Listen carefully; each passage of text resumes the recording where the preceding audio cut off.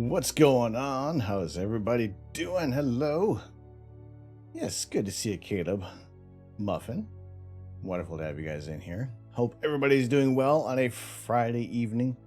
Welcome in, welcome in. My name is Tom. I'm the Astro Canuck. And today we have a regular astronomy chat, but we're going to be trying something out tonight. We're going to be trying out a quiz night. Testing Phasmo updated BRB. Ooh, let me know how that goes. Let me know how that goes. Everybody's testing something tonight. I love it. It's great. Yes, we'll be. I've discovered that there is a Twitch quiz extension. We're gonna see how well that works out. How flexible it can be while we're streaming. I tried testing it out as best as I could while I was offline, and I was very tempted to just all of a sudden pop online and see how this went, but I figured we're doing this today. We're going to check things out, and if everything goes well, if it's nothing that we can't overcome, we can't pause things and make things work the way we want it to, then we will pick a night near the end of the month. That will be an official community quiz night. Tonight is like the test night, so you guys are going to be the guinea pigs. So that's what we're going to be doing. But I would also, actually, as the bot has just popped up there, I would like to thank you, everybody who has recently subscribed to the YouTube channel. We are well over halfway there to 100. I believe we're at 60 some odd subscribers now, which is fantastic. And I am editing last week's build of our Christmas wreath, so it is just like the building parts of it. And yeah, I'll put that one up as a quick kind of build and kind of go from there. I do have our image processing of the Pleiades that we worked on. Also, I did do a little bit of a tweak on the Pleiades image. See if I can bring that up there and kind of show you guys what I had done. It was a tiny edit, and I felt afterwards it was actually well worth it to fix things up like that. AstroPix, what's going on? Just packed up, clouded out just as Orion was in a perfect position. It knows. It knows. Otherwise, how are you? How are things? We have a blank screen at the moment. Why is it doing that again? No, that's not the one. That's not the one either. It did this before, didn't it? It didn't want to work. I'm trying to show you guys outside. Oh, it's like the whole thing decided to crash. Naturally. Oh, don't say that word. What's up, NASA Muffin? You're torn between waiting to make a joke about the JWST and not wanting to jinx it. Oh, we're in a delicate balance right now. We are 12 days away from the launch. Holy potatoes. This is getting exciting. This is getting real.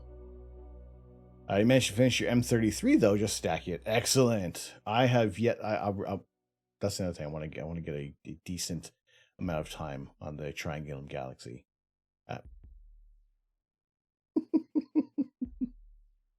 Let's go over here for a minute. Just so there is me. There is hands. I was waiting for the camera to do this.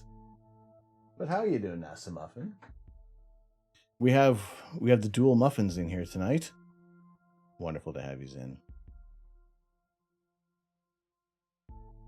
Now, I'm sure there's something that I've been doing, something I've done, that is causing the camera to do this.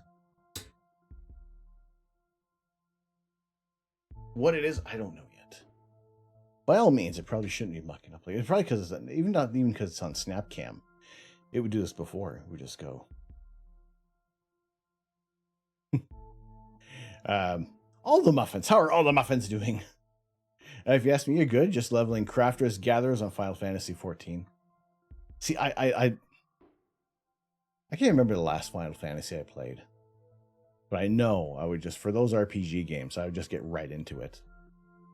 That's get way into those. Couldn't get past 2002 Era's. Pretty jealous. What was the Like, is there problems? Has it been rife with problems? So adorable. Hello, my love. Hello, Pookie. Good to see you. You got a lot more stable queues in the game. That's the other thing. How, like, there's been Final Fantasy 14, Halo Infinite, and what has there been, like another couple other games that have popped up recently that people are really going for. They got a big new expansion. The servers are under. They did maintain stuff since the EW launch. Okay. Well, it's always frustrating though. You kind of like, you want to be there on day one, and it doesn't always work out that way, because it just seems to be loaded with errors, and you can't get in, and it's always frustrating, and it's just a little annoying for trying to play games on day one. Now, there's a few things. Nori Kitty.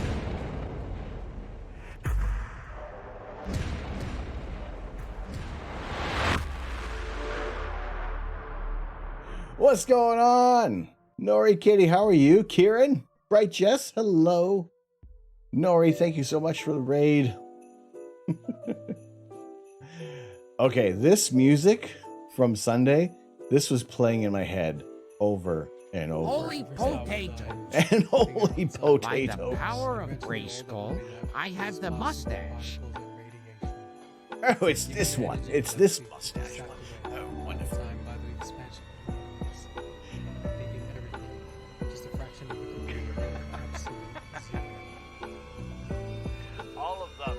All of them. The TGIF. Should have gone for the head. Well, let's see what this does.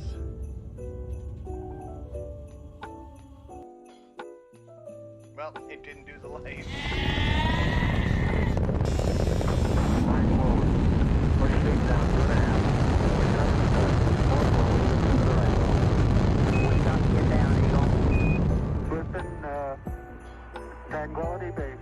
All the things. All the things. We copy you on the ground. You got a bunch of guys about to turn blue. We're breathing again. Thanks a lot. What's going on, Nori? How was your stream? What'd you guys get up to? And yeah, something's borked. Something. Oh, I know why. Oh. Well, it's because of this. That one's still running, probably. Is that done? I think that one's done. I think we're done with that one. Well, the voices should all be back to normal. Yes? No? Maybe so. Oh yeah, no, this goes on for a little while. Make it worth your while, you know. Your mission is complete. Beautiful. I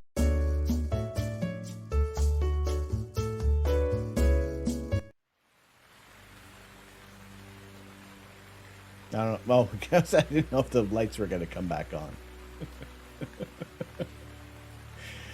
I'm waiting for like something else to trigger. I'm pretty sure something else is going to happen. I don't know. It's raining there, so everyone has to suffer. I know, right? Let's see. Is this working yet? Oh, where is this? Where is this one?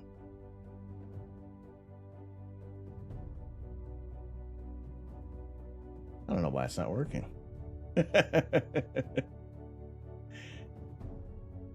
Yeah, Noriki doesn't do anything small. Nothing small with them.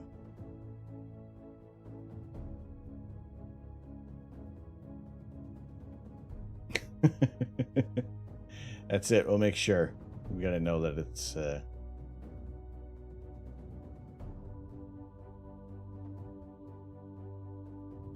3.7 thousand in the queue for. It's like, really? Is there like a waiting room that you guys can do stuff in for Final Fantasy? Now, why isn't this one working? Why isn't this one?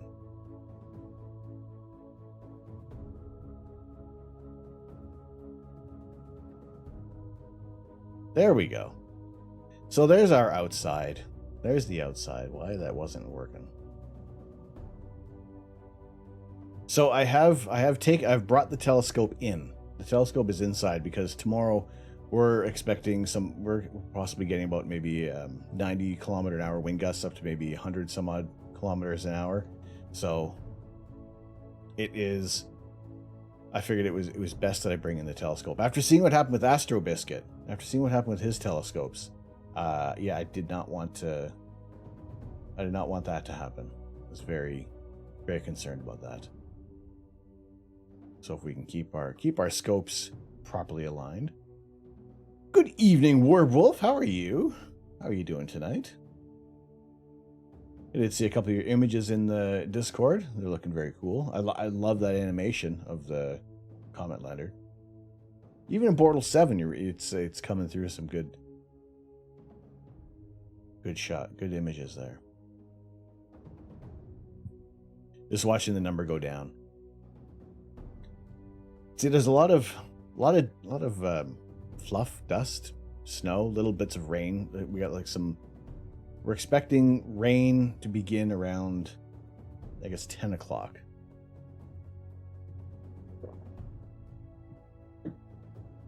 Gornsey, howdy. How are you? All good so far, Werewolf? Wonderful.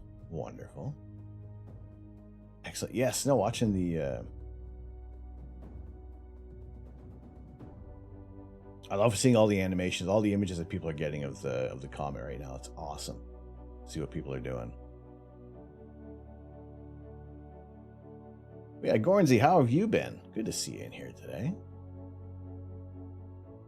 Glad to have you in here on a wonderful Friday evening, as we did have quite a bit of snow. There was quite a bit of snow, but you know what?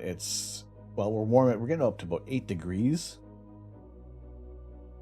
and everything's kind of melting.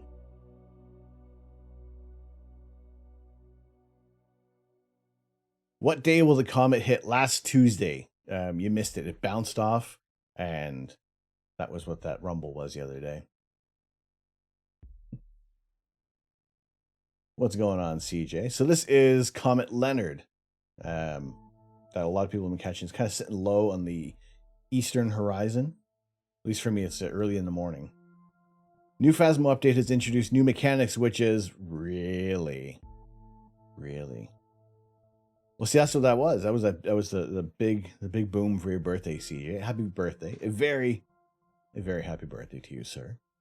Glad to have you with us. I thought it was just your neighbors being loud. All right, Nora, you're gonna go sleepy for a short visit. No worries. Thank you for bringing in the community. Always wonderful to have you in here. Always wonderful. You bring the love, bring the chaos.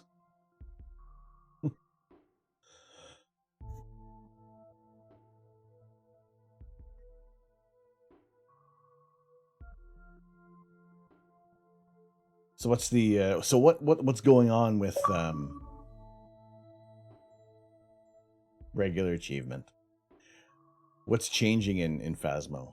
Because I think we played it too little. I think I'll probably end up playing it more offline. So if people are playing Phasmo offline, or sorry, when people are playing Phasmo, and if you're looking for a fourth who has no idea what to do, but will get into the game, let me know.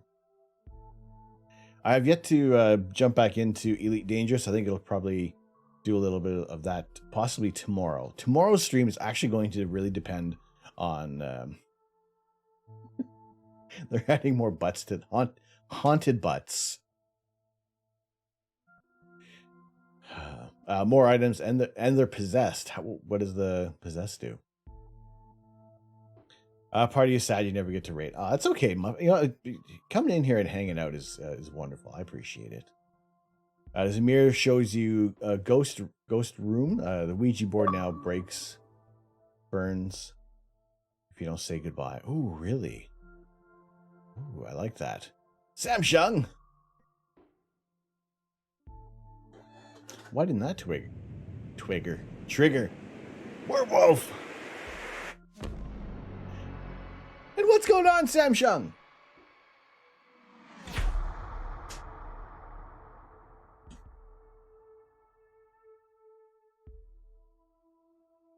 Why didn't the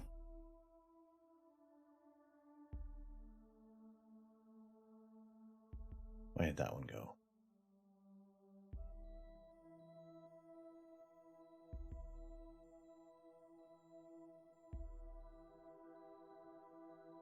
That should. I don't get it. I guess we just have to find. Oh, well, I know, right?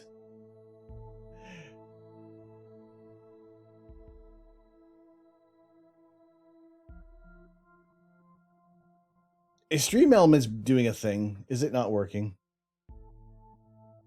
The lights worked. The lights worked. That's working.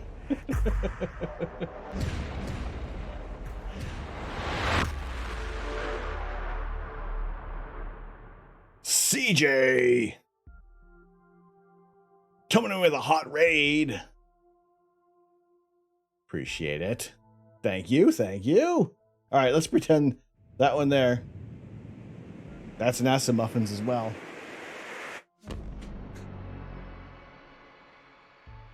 Gonna head to the market real quick. Be back later.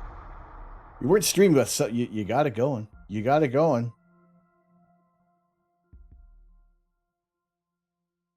Thank you very much. Thank you very much, Werewolf, for the 8 months. Also, you got to go to bed, unfortunately. Have a great stream. Thank you so much for the 8 months and the Prime resub. And NASA Muffin. Old Neener! Old Neener, how are you doing? Good to see you in here. Thank you so much. Oh, excuse me. There we go. On to the pillar of appreciation, the spike of happiness. The worst thing is you can do it anytime you want, but out of respect, you choose not to. Well, for a little bit of fun, a little bit of kaboomers. I appreciate it.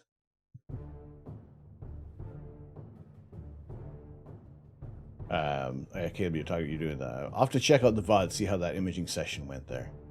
Yeah, Samshung, good to see you in here as well. The mirror is one you also can instigate a hunt. Oh, that seems like there's so many cool things. All right. Yes, let me know when y'all are doing some Phasmo, because I would be happy to check that out. Because it just doesn't always work well on stream. Work soon. Oy, ay, ay.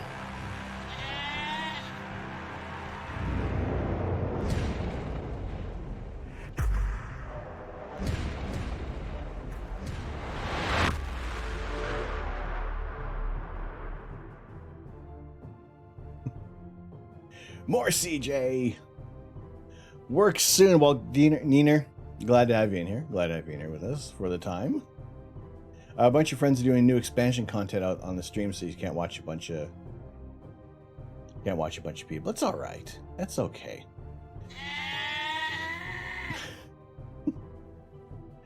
That's got to be the coolest darn raid animation you've seen ever. Hein, thank you very much. Thank you very much for that. So adorable. Thank you so much for the goats. How are you doing, Hein? Good to see you in here. How is your Friday going? Wonderful to have you in here.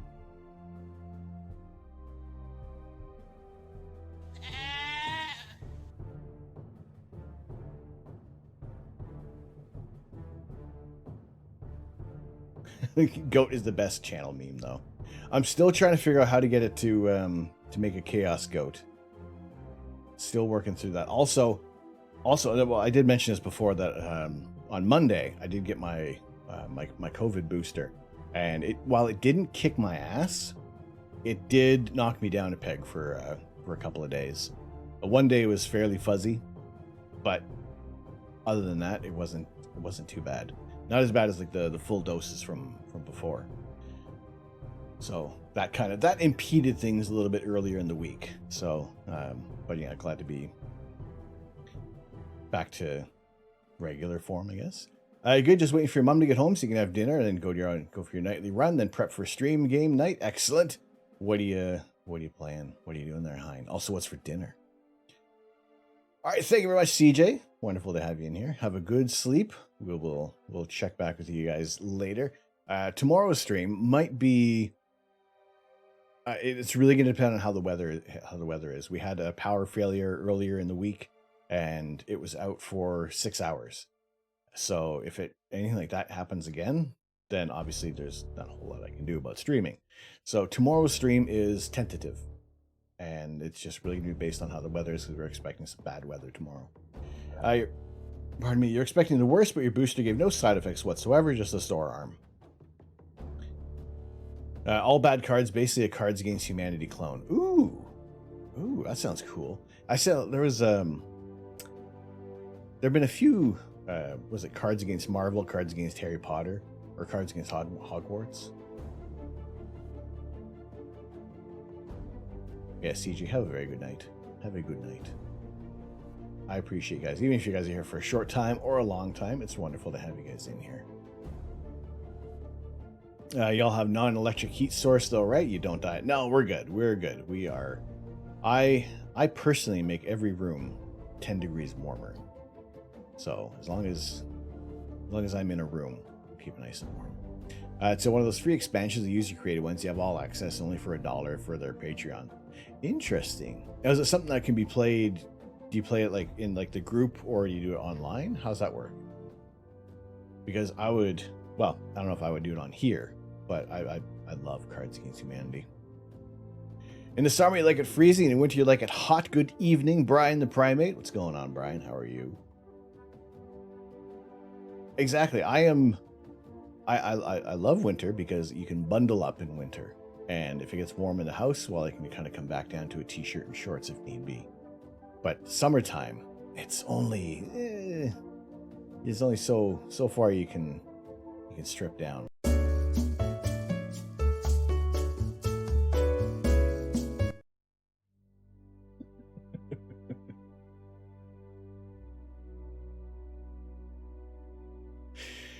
It's true.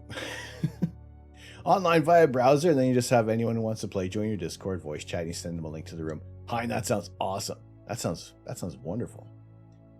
So one thing I'm going to be trying out tonight. For the first time, there's a Twitch extension for QuizKit. I don't know how well it's going to work. And if it works out really well, then we have our... See, I was looking for anything that was going to work well for a quiz on Twitch. Something that everybody could participate in. And I was kind of hoping there would have been something for StreamerBot that would work even better with chat commands. But this one seems to be possibly the next best thing. We'll jump into that in a little bit just to test things out. Now, some other things, some little bits of space news, space info. This was an amazing picture that was taken by Yusaku I practice saying his name. Yusaku Mizawa, on the way to the International Space Station, taking a photo of it just before docking. That's a fantastic image for sure, you know? So we're kind of looking at just the, if we're looking at the space station, we're just seeing like that top part there, I guess you want to say. Oh.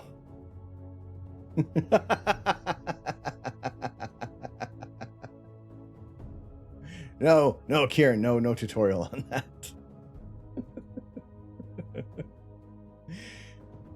If you Google it at your own peril, do not send any sternly worded letters to Death by Muffin. No docking stations. None of that.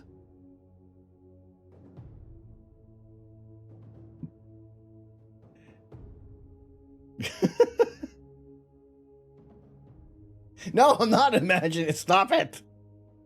Stop doing that. No, I'm good. No. The Japan, what's going on? How are you? Muffin needs help. How are you, Japan? How is it going? Good to see you in here. Third Rock, what's going on? It's things are all right. Well, right now it's cloudy, so it's not great. Things aren't great at the moment.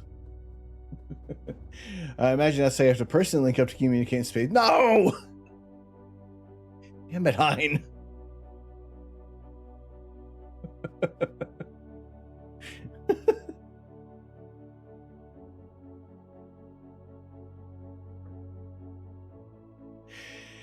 Oh my goodness.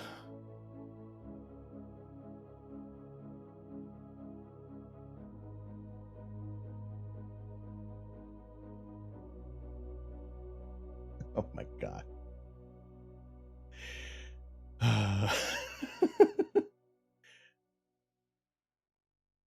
I don't think you could take Canadian winters anymore. I would say I've become acclimatized to things in in the UK, where well, I felt I've been spoiled in the sense that I haven't had to shovel for like 10 years. So, yeah, the winter's here. So tomorrow we're expecting wind speeds up to 90 kilometer an hour plus. So we are anticipating to have some crummy weather tomorrow.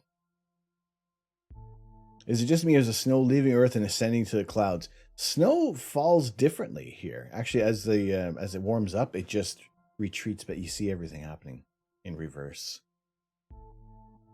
It's interesting, the little bits that the infrared camera picks up, where it looks like I always said it was like kind of like pollen flying around, but it's like it's more of the moisture. It's more of the moisture in the air. You've done the thing where you boil some water and chuck it up in super freezing temps. We have not yet had super freezing temps. I haven't done that. Well, see, if I did that, that would be all that water should really have gone toward some coffee. So if Mrs. Canuck sees me doing that, she'd be more angry that I'm not making a cup of tea and I'm just playing with the hot water. No, we're at 2 degrees. We're above freezing now.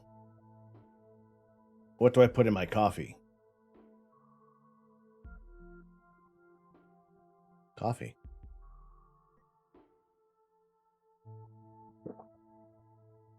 Cream, sweetener. Depending on the roast, sometimes I'll just have it black. You're 3 in the south of the UK. Whiskey. That's for later. That's for after the stream. Well, no, good to have you guys in here today. Friday evening. Hopefully your week has gone well. This week actually kind of went by pretty quick. I don't know if it's just because I spent a couple of days just kind of in a fog after the booster shot, but this felt like this was a quick week, rolling up onto the weekend. I usually have yours black, but sometimes you put a little hot chocolate mix and cream, a little cafe latte there, very nice, or cafe mocha. It reminds you of a joke, the guy that brewed his coffee with Red Bull instead of water and was halfway to work before he realized he forgot his car.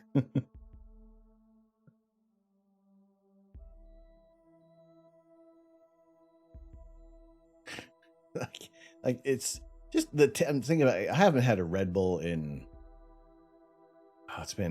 it's like been the better part of like 15 years now.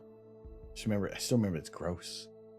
Been a busy week of shipping stuff. Did you sell some things there, Third Rock? Did you get some things sold?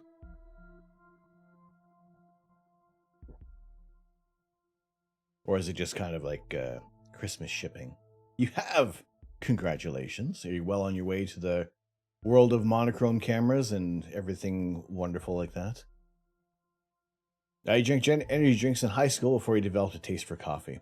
Yeah, I didn't poo-poo the idea of coffee, but I would always kind of favor hot chocolate. And then I don't know what it was. Maybe it's because I started working at a recreation facility where it was just every day was coffee, multiple trips. Anybody on break, you're going out and you're getting coffee for everybody.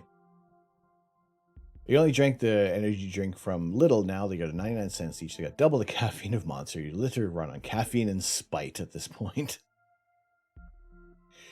I mean, if you know what your fuel source is, that's what it is. That's how it works. Hyperstar and 2600 still need to go. what was up with your 2600?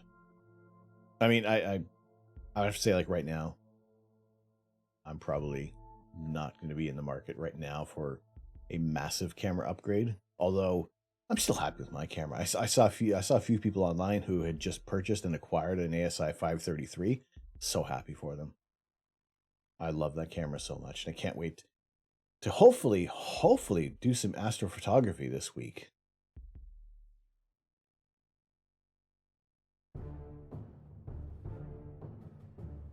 No more ZWO. Okay, because you want to go for the for some QHY gear.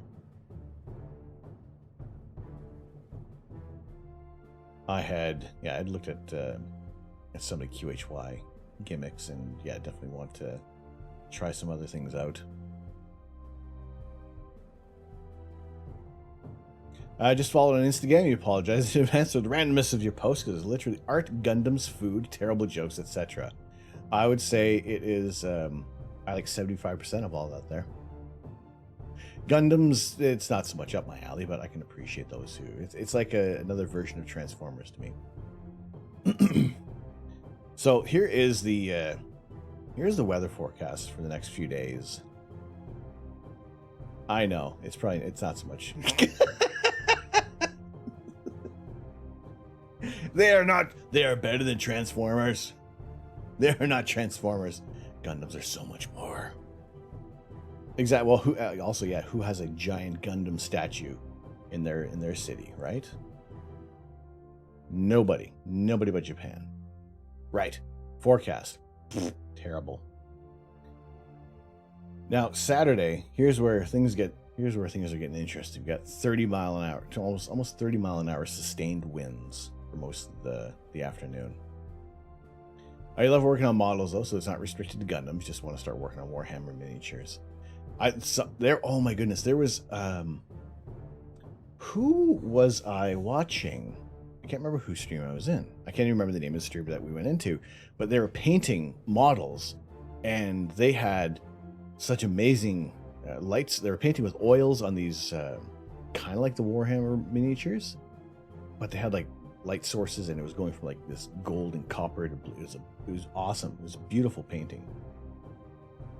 So things like that. I like the idea of it. I have like a few smaller models back when I was younger, and never got into it that much. I enjoyed painting the tiny models, but then it was kind of like, where do I put them? What do I do with them? I can like the last thing we're doing. Yeah, for sure. Go ahead. Go for it. I always love seeing what other people are doing. That's what I also love about Twitch as well, is that you discover different avenues of what people enjoy, what people like.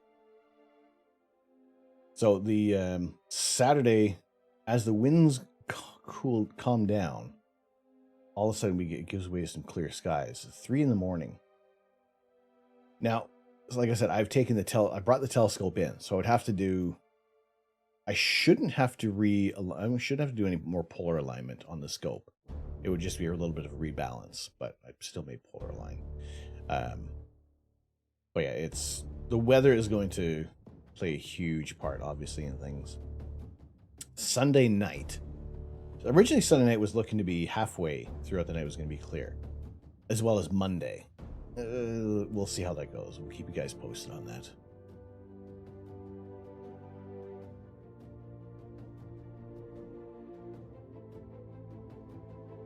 Ooh.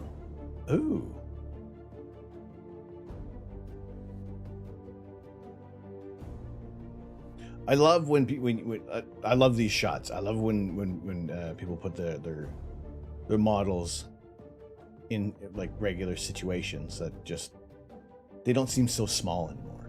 It seems like they're just a whole part of the surroundings. That is very cool. I like it.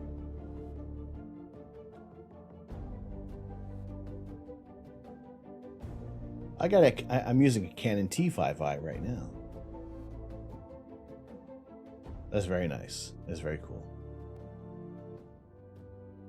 You want mono because you want a variety of gear going to QHY. Might even pick up a QSI CCD, an LRGB 3nm SHO, and red continuum filter.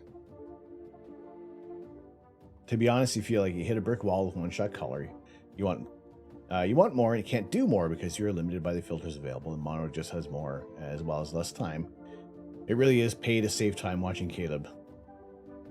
See, I didn't get a chance to catch Caleb's stream. I have to watch the VOD afterwards. See what we can what to do. All right, you're gonna lurk. Okay.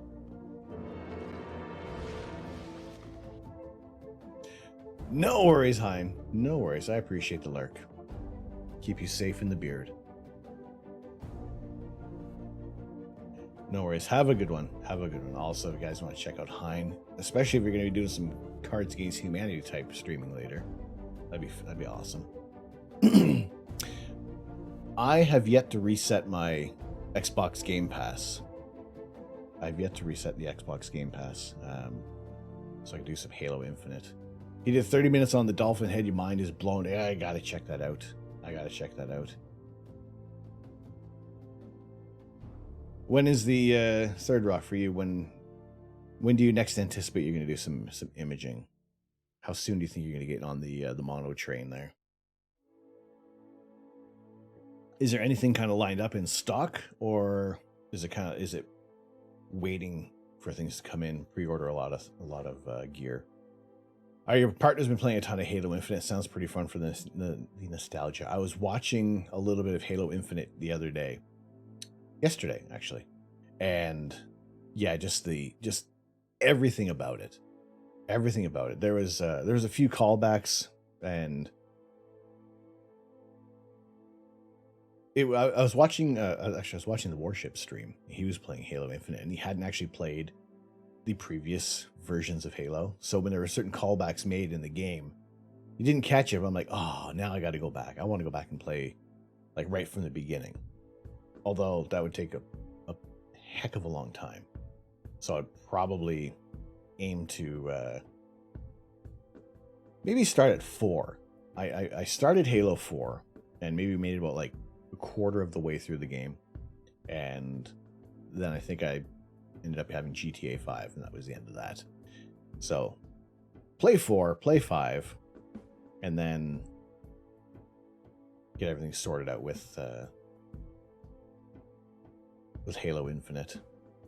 Put a deposit down on the camera and filter wheel. Shipment on its way. Filter set being made for QC about 2 weeks out. All right, well, 2 to 3 weeks. Hopefully it is at the shorter end of things. You can kind of get everything all together, and yeah, get to doing some serious imaging.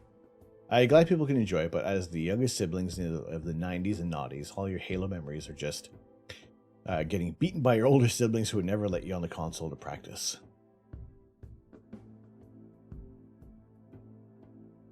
My brother was always player 2. So I think he would feel for you for sure.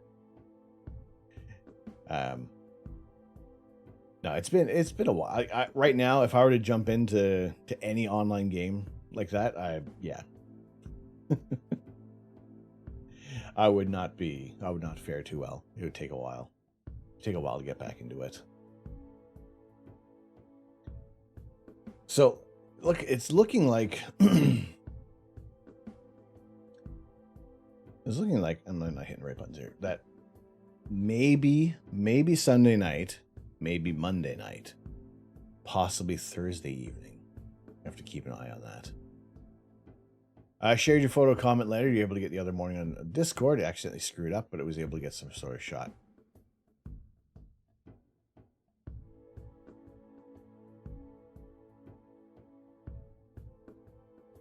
I like it. I have yet to get any shot at comment letter, so I'm loving everybody who's sharing them. It's at least given us an opportunity to check things out. Oh yeah, what's that? That's a fresh new quilt available on our Etsy store that Mrs. Canuck has made.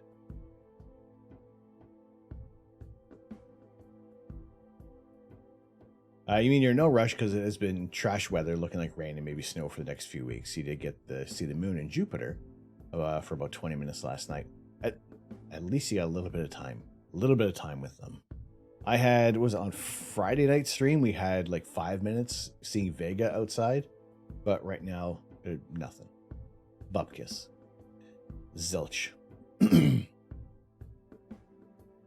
Oh, thank you, NASA Muffin. She'll be pleased to hear that. I don't know if she is in chat at the moment or if she is lurking about. Yeah, it is. The first one she made actually sold fairly quick, and we were very surprised, pleasantly surprised that it sold fairly quickly on Etsy. So she already has a few more ideas in the pipeline. So this is just kind of getting things together.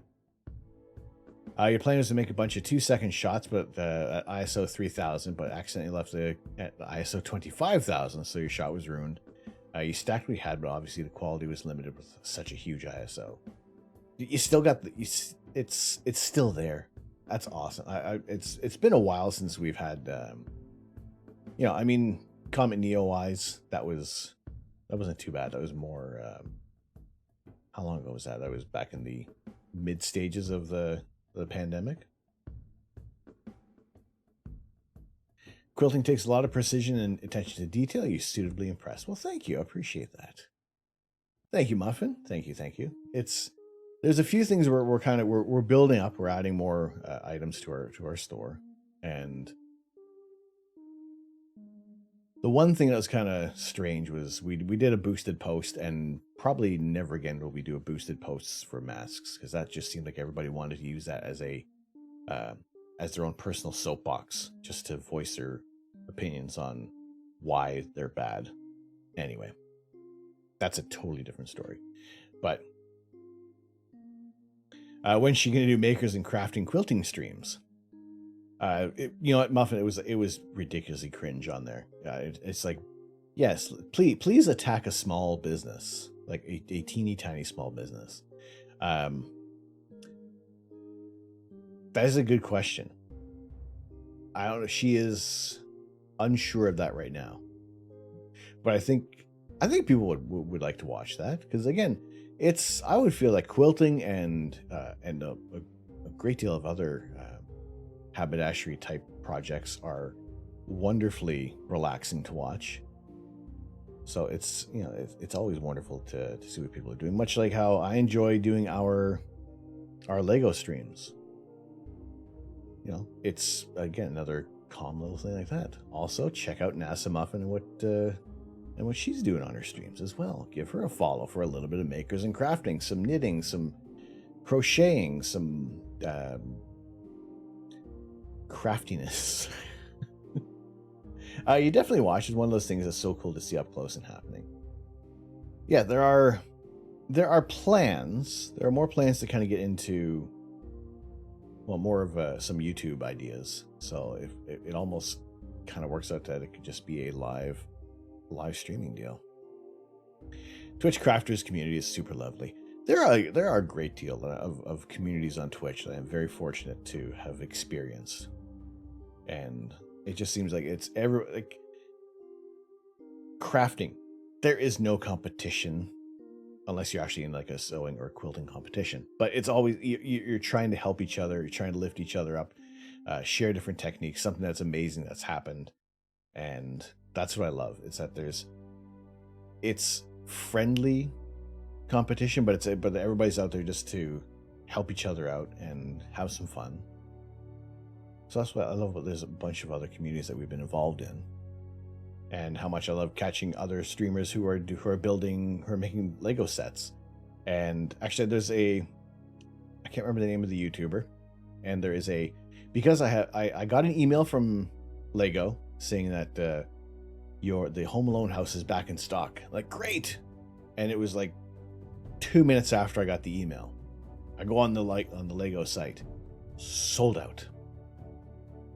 It was back in stock for like 2 seconds. That Home Alone set lasted there's less time online than an Xbox or a PlayStation. The thing was gone so quick. So there was another YouTuber who had a video of making a tiny miniature version of the Home Alone house, which looked amazing. Yes, it is. It is rife with Easter eggs as well. It's an amazing Lego build. I was kind of hoping to get my hands on it, but I was also waiting for when there was going to be gifts with purchase available. So clearly I waited too long, and it's been sold out all month, and it probably isn't going to come back in stock until like January, February. So we'll think about that for maybe next Christmas. Maybe next Christmas build. We have, like I said, we did finish our wreath, our Christmas wreath on Sunday. So that was that Christmas build on. Well, it's not here. You can't see it yet. Actually, the box is sitting over there. For what our next build is going to be. Minor spoiler: it might be Christmassy. But after that, I think we're kind of rolling into the holiday season. So. I think we'll switch things up. Maybe find a space-based set to build. Let Christmas take over everywhere else, and we'll jump back into outer space with our next Lego build. But communities like that, it's always amazing to see what people are doing there. Do they have a Lego version of a Legoland from A Christmas Story? I wouldn't be surprised. I wouldn't be surprised if there was a Lego Ideas set for that as well. I think the only thing stopping that would be the fishnet for the leg, because for the submissions you can't have fabric elements, but I know Lego has like the netting that could be used to put over top of that. But I wouldn't be surprised if there was actually Lego Ideas put out with that lamp, because that would be cool. And there are bricks that have little LEDs that Lego supplies as well, not just some third-party retailers. That they could do that. They could do such a thing. That'd be a cool build. If nobody has done that, if nobody has submitted that for Lego Ideas, I think that would work out really well for Christmas. What's going on, Nova Charter? How are you? Hello. Good to see you in here. Hopefully you're doing well. How was your Friday been?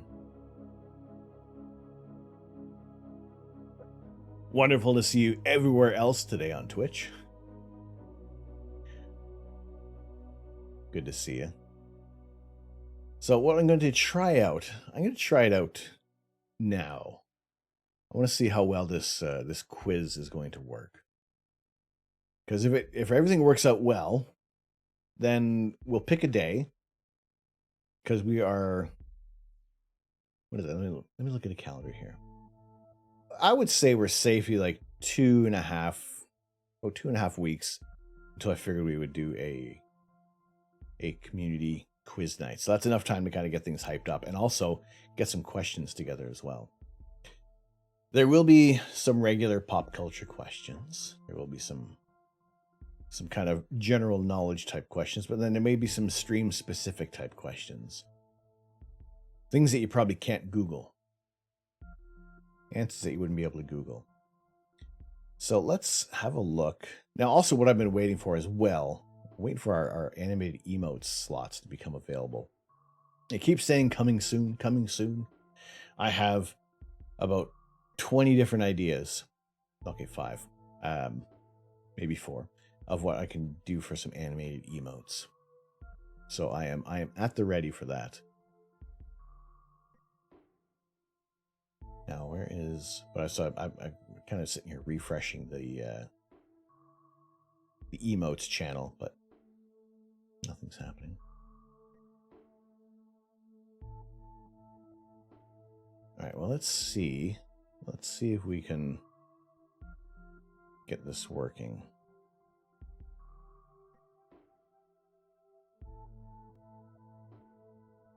I will turn on mobile high latency mode. Animated emotes are fun. Hopefully we get them soon. I hope so too. I'm glad to see that a lot of people already have them, and you're kind of being the guinea pigs, as it were. So it's really cool to see what everybody's doing with their emotes. And I Nova, for yours, I do like that you have animated your emotes and not just not to knock anybody who just kind of clicks, let's just have the rave option, or let's just have the rage or whatever. No, they're very cool. They're very cool. So let's see. I don't know how this is going to work.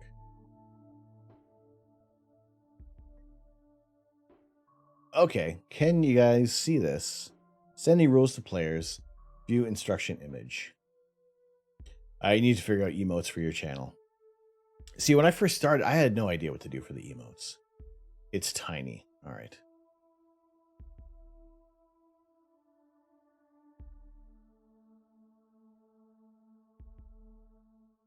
Okay, let's so it's, let's see. Is there any way to make the font bold?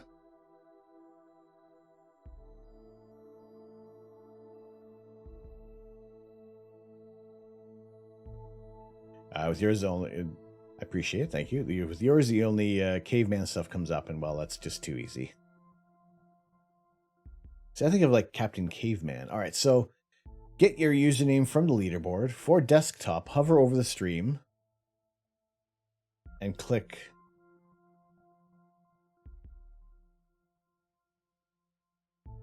I think this is a larger version here. So you do have to grant access to the quiz. This is all another reason why we're going to try this out. These points don't count tonight towards anything. You guys are being my guinea pigs.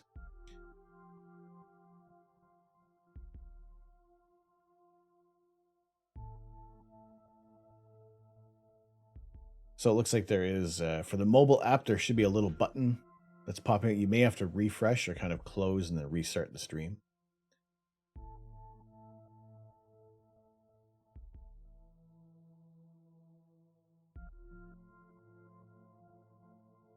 So I'll also drop this link in there as well. Squeak squawk. Hello. That's the link that I got. Wow tip, Twitch won't save your quizzes to your VODs automatically, so try adding QuizKit's browser source, which I have, to the stream. If you need anything else from us, feel free to work out. You're in, all right. So it says points. So on this one, the quiz kit, it says points 1. Correct answers gain points, wrong answers lose points. The quicker your answer, the more points you win or lose. 3, not answering doesn't affect your points. 4, the player with the most points at the end is the winner. Now, what I want to be able to see is can we pause during this? So there are the 2 options there for if you're using desktop or if you're using mobile. See, that's what another thing I was kind of hoping for is because it's gaining access to your Twitch account. Now I was kind of hoping that with StreamerBot that I would just be able to, it would just be like chat commands. So it's not saying that I'm not giving up on that. I am going to see if someone has started to develop something like that. And there was one Twitch extension that had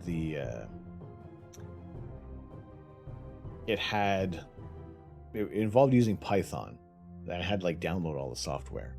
So that was something I wasn't too familiar with. I figured that was going to take up too much time. So if you guys, if you are in on this, let me know. Let me know. And I guess I should actually probably put this link in there just in case anybody else is kind of coming in a little late.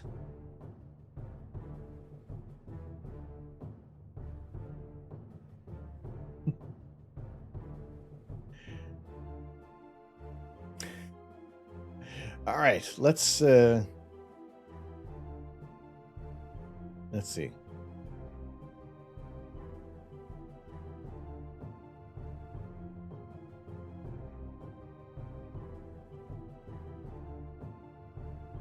So we will start in just a couple seconds here. So it should pop up in mobile and it should be clickable on screen if everything is working out there.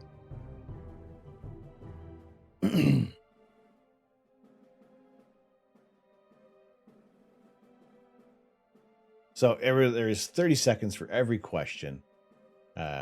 Ignore the nonsensicalness of everything, because if anybody gets these questions right, it is largely by pure luck.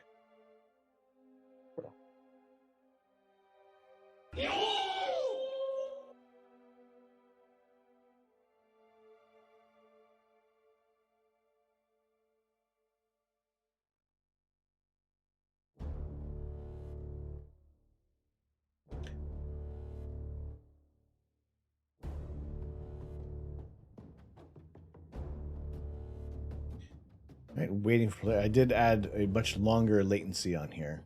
I wonder if we can. So I'm wondering if we.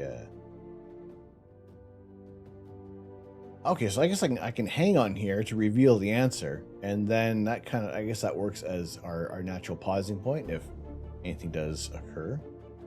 So how many is too many?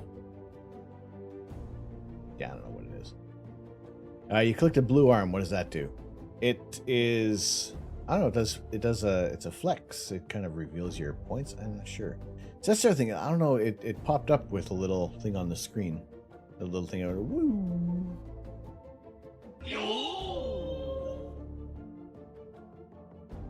Oh, it just.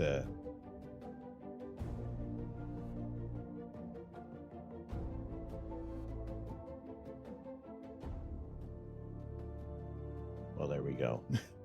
I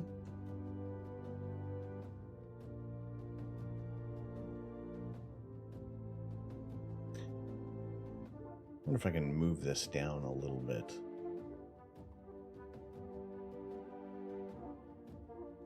I don't know. Is it... see if we can show scores. There's contestant 16 and number 5.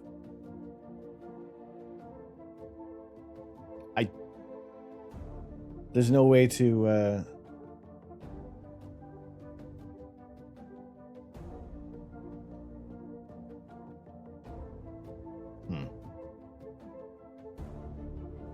I'm just wondering if there is a way that it can show screen names, because that would be...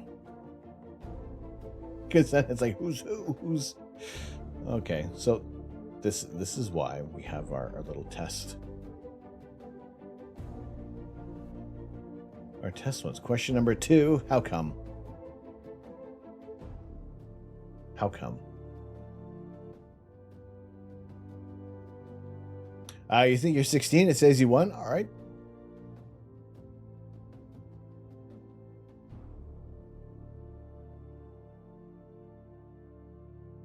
So yeah, what I'd like to be able to see is who's... If there isn't any other options for showing your name.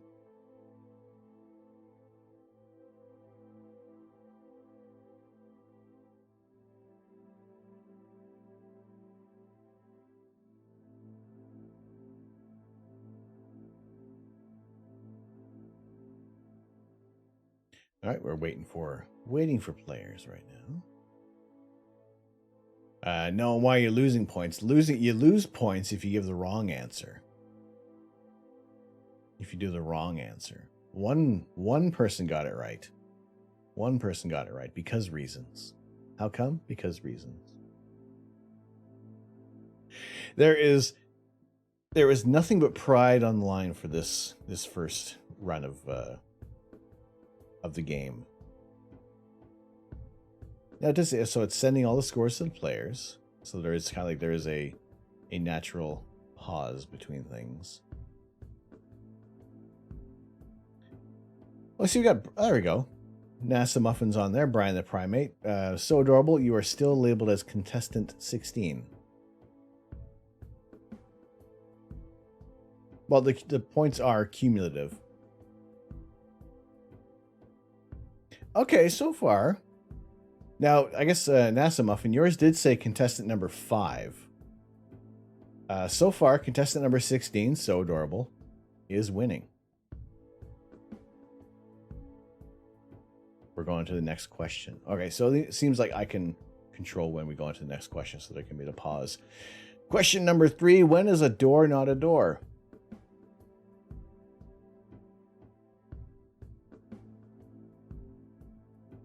When is a door not a door?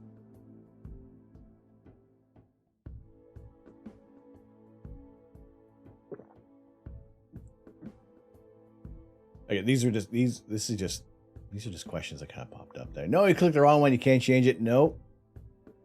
Well.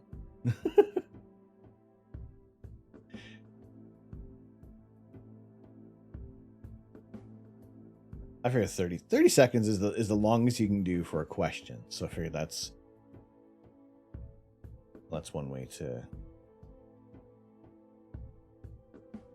do things. So NASA, Brian, was there anything in there that said about allowing your username or?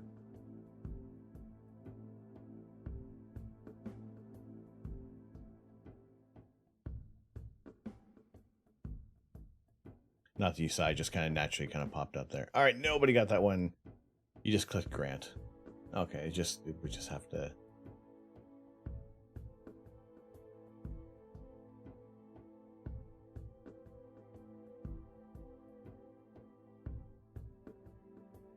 Now, also keep in mind that these answers may not even be like the right answers. All right. Contestant number 16, So Adorable, still in the lead with 16,000 points. Still in the lead.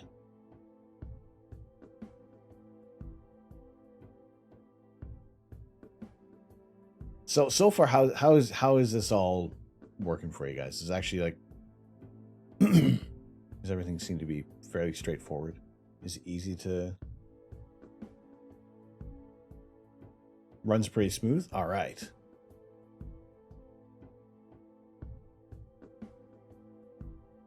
Not complicated to join. All right, cool.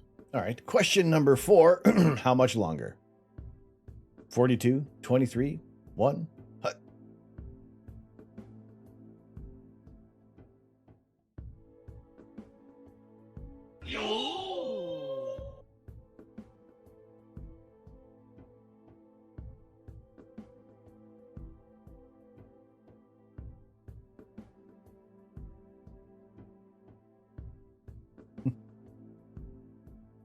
You click the pink arm. Okay. I think that's called flexing.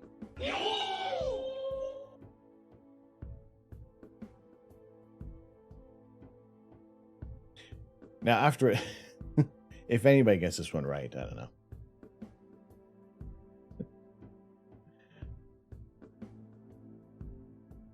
Let's see. Just waiting on everything to kind of catch up here. So it's interesting how that goes.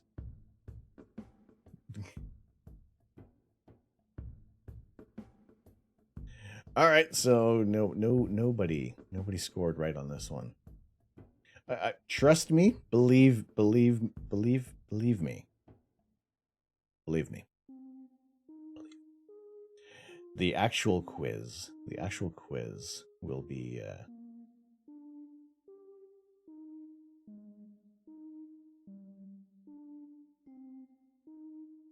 will make much more sense.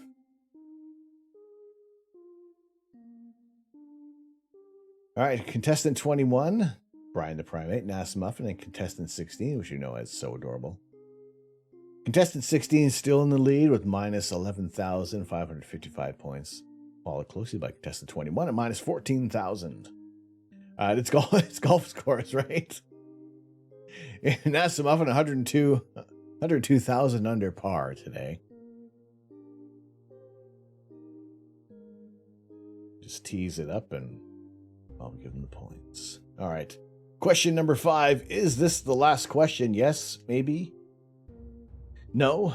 There's a quiz. Who can get the lowest score?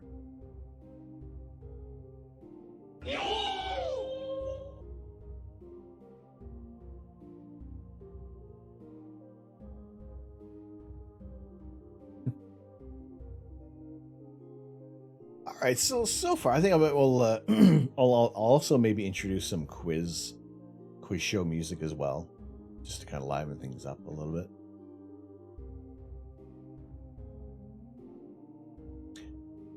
So I like it's why do two things show up when you flex? I'm not sure. I gotta say I'm not sure. I think even when I tested the flex, when I tested it, it would like two of them would pop up. Maybe it's just to make sure that you guys see.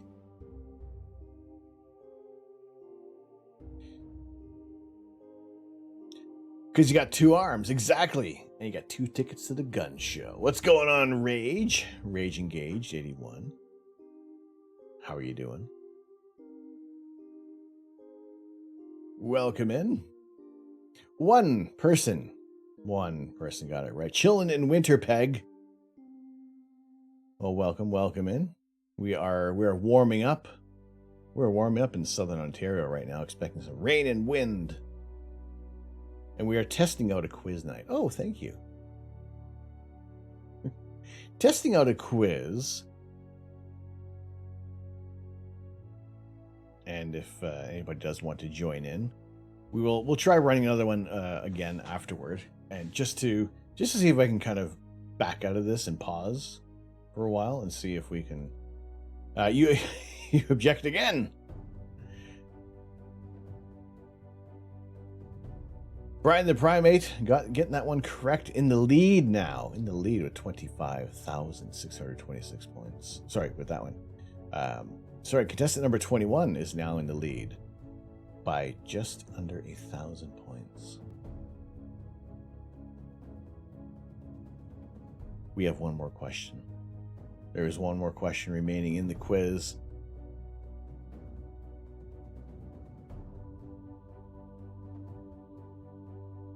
Here comes our sixth and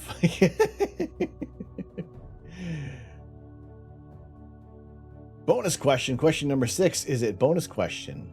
Thought we were done. Sure is, or I don't believe you. Which one is it? Get your question. Get your answers in there. Because we got the last question coming up here with the bonus question. Let's go to the questions already. The bonus question. I thought we were done. Sure is, or I don't believe you. Pick which one it's going to be. This is the space between first and second is only missing by 1,000 points. You could be in first, you could be in second, third, or fourth.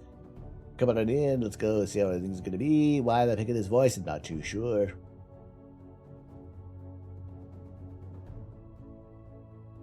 Maybe I have to work on the game show voice. But glad to have you guys in here on a Friday evening, testing out our quiz night.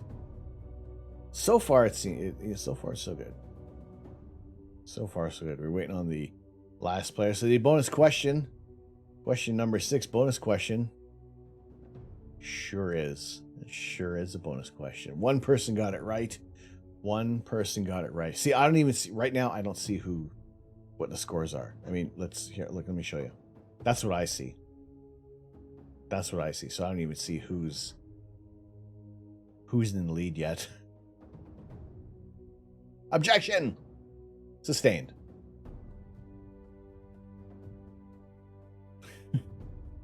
Final results. The final results are in from our test quiz. Final results are in. Who took the lead? Who got that last question right? The final results: in first place, Brian the Primate, minus 24,652 points. Contestant number 21 coming in at second with minus 50,000. Contestant 16, so adorable, minus 67,000. NASA Muffin coming in 129,696, under par. A Golf Pro, thank you very much. Thank you all very much. Thank you for participating. I appreciate it. Give yourself a pat on the back. Very big congratulations to Brian the Primate. Let's see what happens when I click end the game. What happens? Is anything? Okay, so I think we will add a little bit more fanfare, because that seems we got the principle of it working. That's working. That's good. So I think I'll have to add a few more, jazz it up a bit, right? So there are ready-made quizzes. There are ready-made quizzes. There is general trivia. Do you guys want to try this one more time with questions that I haven't done, where you have almost no chance of getting them right? If we do, maybe some pop culture questions.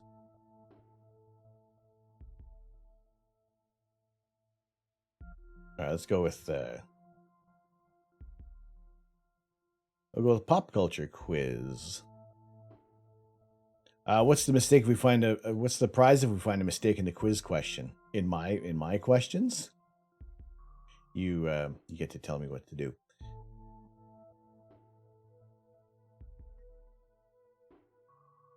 All right, we're gonna try this one. To view player names, ask viewers to manage access by clicking on the quiz kit icon.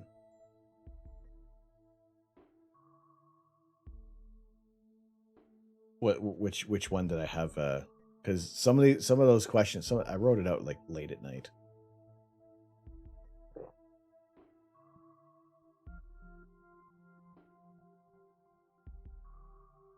So for those who are just joining in, if you want to grant access to the quiz, you want to click on that button there. That'll kind of take you to the instructions. If you're on mobile, it will tell you what to do there. You've been in the queue for Final Fantasy this whole time. You got kicked out of the queue. No! Oh, no. Oh. That's... No, that's a bummer. That's terrible. What would you make for dinner, though? You only had 1,600 more to go. Like, isn't there, like, lobbies that, like, you can... There's, like, other things you can do? Like, are there so few people doing things in Final Fantasy that you got to sit in this queue? Having lamb shanks, potatoes, and Brussels sprouts today. You know, if we hadn't just had dinner before the stream.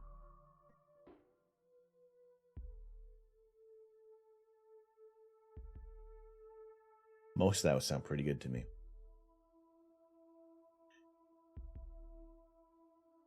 Lamb shanks for pro golfers only. Go for it. You.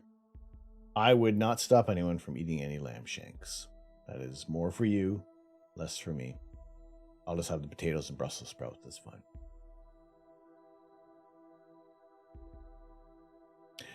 All right, let's see how this one goes. What did the online shopping service ASOS originally stand for? Wow, how long? That was less than 30 seconds. That was... Can I... Wow. So what did it originally stand for? A strange online store, antisocial socks, as seen on screen as soon as Saturday. To be fair, I didn't know what the answer would be for this one.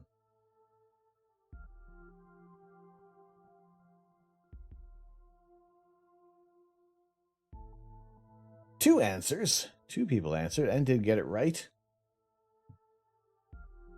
I would also figure it was by process of elimination. That would have worked out there. Okay, so while this is all sending, I'm gonna check something after this round finishes. Pardon me. See if I can back out and then resume this if for some reason anything. Okay, so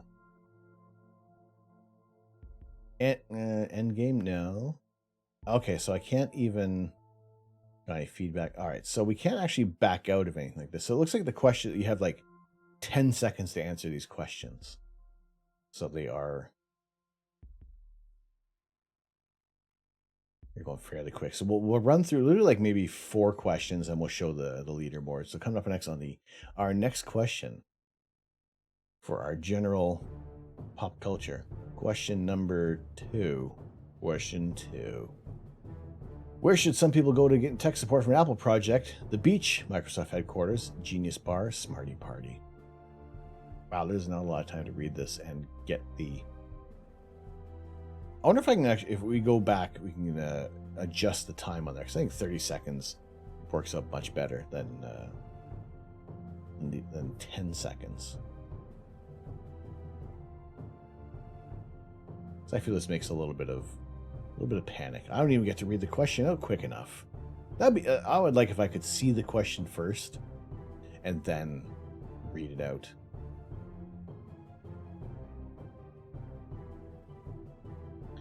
We got 2 right on the Genius Bar. It looks like we're possibly tied for first. You can feel your hyper-competitive trivia spirit activating.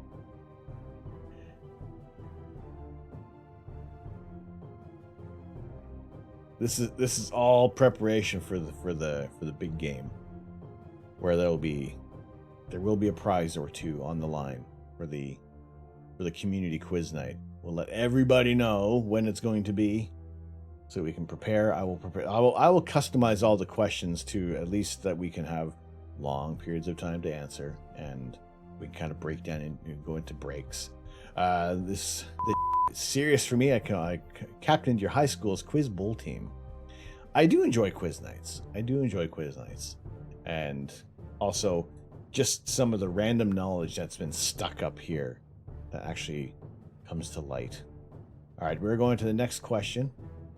Next question is rolling through here. Pay attention to your screens. The tune to which a popular song is written by a pair of American sisters in the 1890s. Despacito, Happy Birthday, Bad Guy, We Will Rock You. In the 1890s.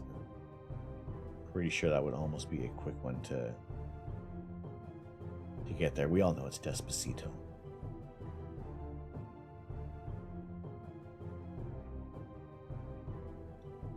All right. So there are the next question. After the answer to the next question, we will reveal our leaderboard. Waiting for players, waiting for everything to sync up there. Reveal the answer. It is Happy Birthday. Everybody got that one right. See, there's what I would also like to have been able to do. I mean, we'll see how this progresses, and if there is some options with StreamerBot to actually have like chat commands for you guys to put in the answers.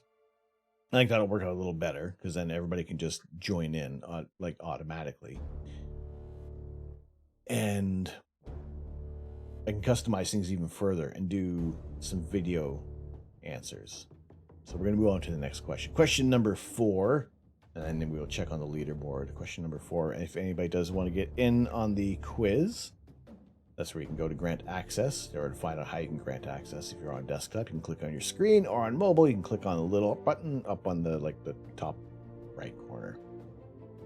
But we're going to head over to question number 4 coming up. What is the name of the parallel universe in Stranger Things? Is it the upside down, the look behind you, the flip side, the inside out? Now, I have seen a few people. There seems to be. It's interesting how there's almost like a trend on. I've already noticed very quickly on people who are building some big Lego sets, and there were a great deal of people building the Stranger Things set, which was really cool. And there are, well, I think, quite rightly, a lot of people building the Home Alone set. So, seeing how things were developed for the Stranger Things set, I think they did an incredible job of creating the upside down, which everybody has gotten correct. So I guess we're gonna see who is in the lead here.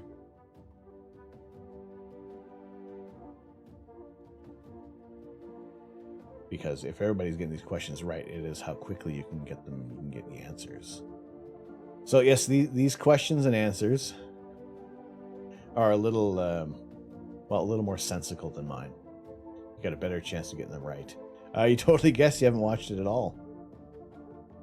I only knew of the upside down. So between NASA Muffin and Brian the Primate, NASA Muffin in the lead with 29,160 points. Brian the Primate still getting all the questions correct, in second place at 9,411.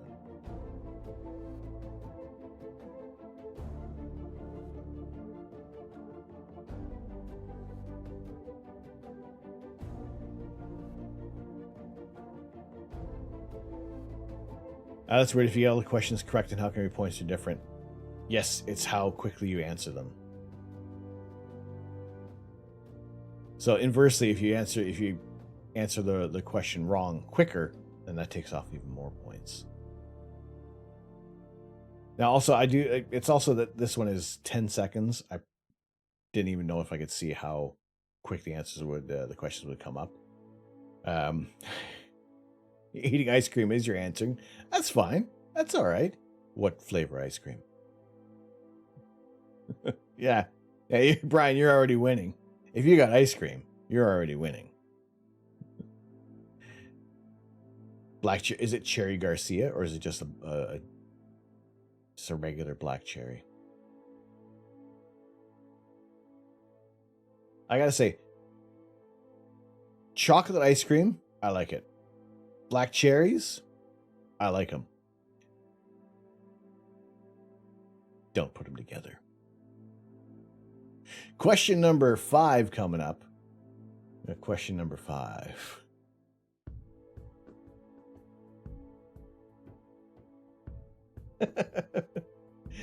How long does an ATM wait before taking back cash that people leave behind?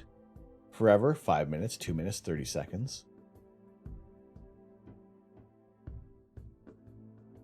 Interesting. I've never noticed that.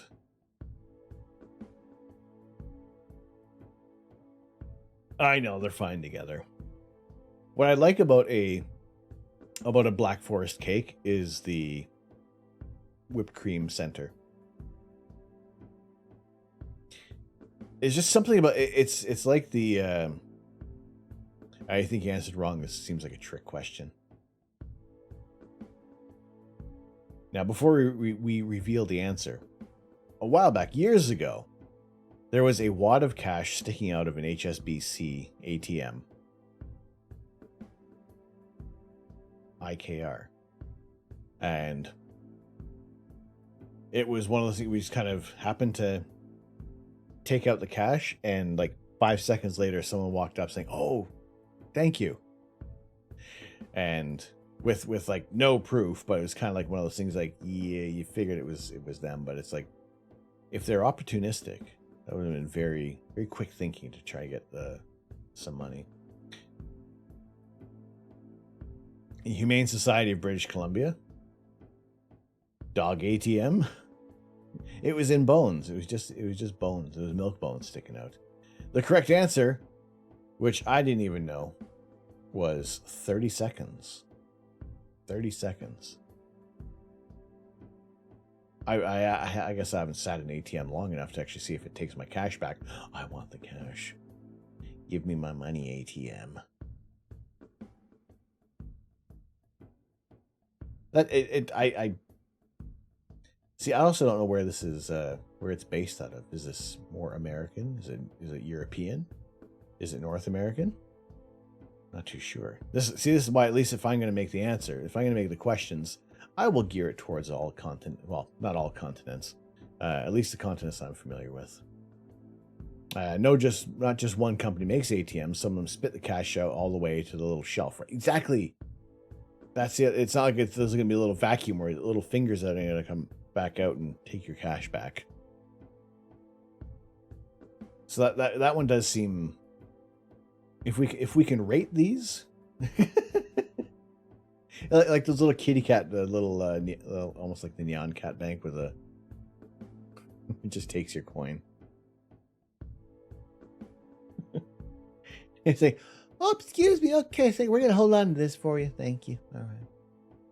Next question coming up. Question number 6. Question number 6. What is it gonna be? What do we got? Which member of the royal family reportedly had a Facebook account under the same name, Spike Wells? Sorry, under the name Spike Wells. Peter Phillips, Prince Harry, Prince Charles, Prince William.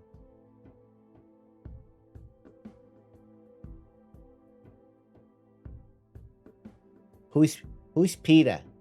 Who's this Peter fella? Who is Peter?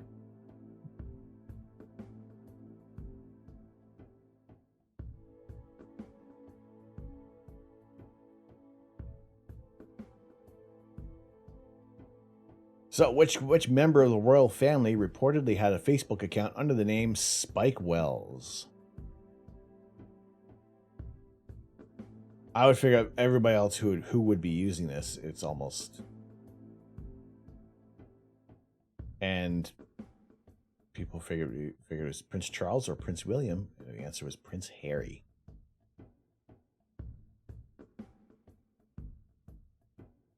I see. All right. All right. Interesting. To what end? What do you just want to creep friends on Facebook? That's how he hooked up with Meghan Markle. That's how it was. Creeped her Facebook page. Got all the inside information.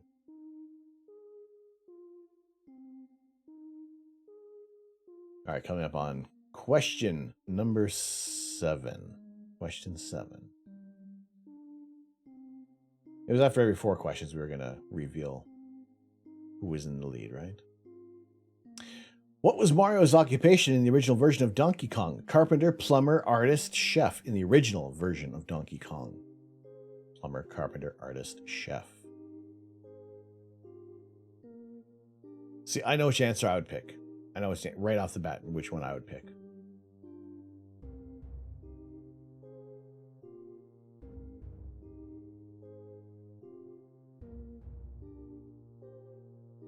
So I think we'll make things a little more game showy for the for our quiz night. Make it a little more, maybe a little more of a pub vibe. All right. So what was Mario's occupation in the original version of Donkey Kong? Was it artist, chef, carpenter, or plumber? I would have picked plumber because I figured why not? Why would he not be anything else? And apparently it was carpenter.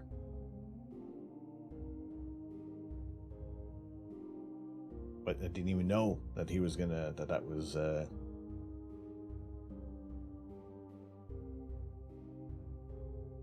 I thought he was always a plumber. I thought they always had him portrayed as a plumber.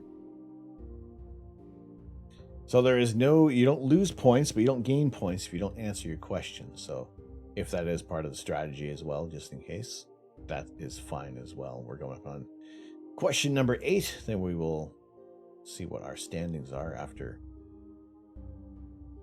8 questions for this 12 round.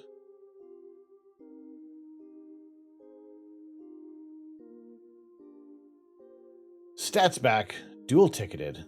Who got dual tickets? What do you got there? How many? You have 2 speeding tickets in one day? What's going on? Question number 8. Which Hollywood star has a production company called Plan B? Brie Larson, Bruce Willis, Bumblebee Cucumber Patch, or Brad Pitt? What's going on? Stats back. How are you? We're doing a little test of a quiz night. So we actually do some custom quizzes for later on in the month. Mario dual-ticketed plumber and carpenter. Who knew he's so multi-talented, right? So he can actually build the frame of your house and get your fixed up there.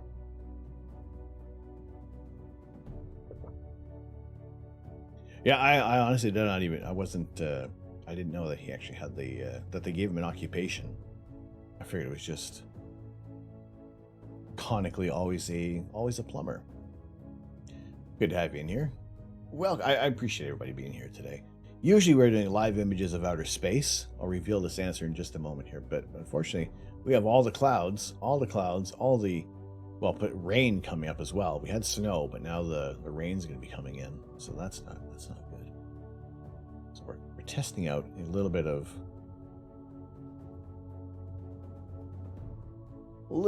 a quiz trivia. So which Hollywood star has a production company called Plan B? The answer is Brad Pitt. Did I know that? No. I only knew it because I could see the answer over here. That rain's going to cover all of southwestern Ontario. It's ridiculous. It's just we've been without clear skies for so long. Usually we are taking live images of outer space. I actually brought the telescope in this time because we have some high winds to the point that I am, after seeing a few people in the UK with the storm that passed through there, and a few people had their telescopes knocked over, I don't want to risk it. These are my only telescopes that I have, and if they go down, well, then that's weeks to get anything repaired.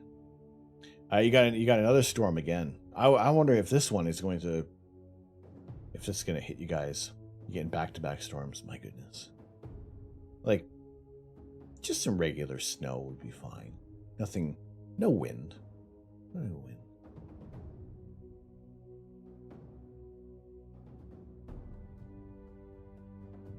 So, after 8 questions, Brian the Primate in the lead with 12,000. NASA Muffin second with 1,119. Contestant 22 minus 2,100. So for those of you who want to jump in, it is not too late to join in on the quiz. I'll give you the instructions on how you're going to grant access to the quiz kit on Twitch. And oh, sorry, we're right into question 9. Creator of Wonder Woman also is partly responsible for the development of these: a lie detector, X-ray, radar, stethoscope. Get that question right, then you're on the ball. You're not paying attention to this, you're paying attention to this. So if it looks tiny on your screen, I can probably make things larger on here. I mean, there's got to be a little more customizing that we can do on this. It's fine now. So it was those little tiny instructions that were that weren't working. The creator of Wonder Woman was also partly responsible for the development of which of these? Now it's funny because she does have the lasso of truth. That is a lie detector. And unfortunately, I did click that next button a little too quick. Nobody scored on that one. I gotta say, I probably would have guessed lie detector just because of the lasso of truth.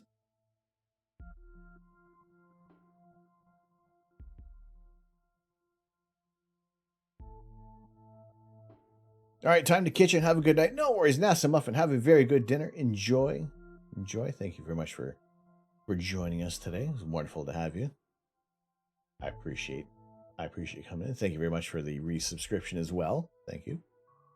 Thank you for choosing my channel as your Prime resub. Is much appreciated.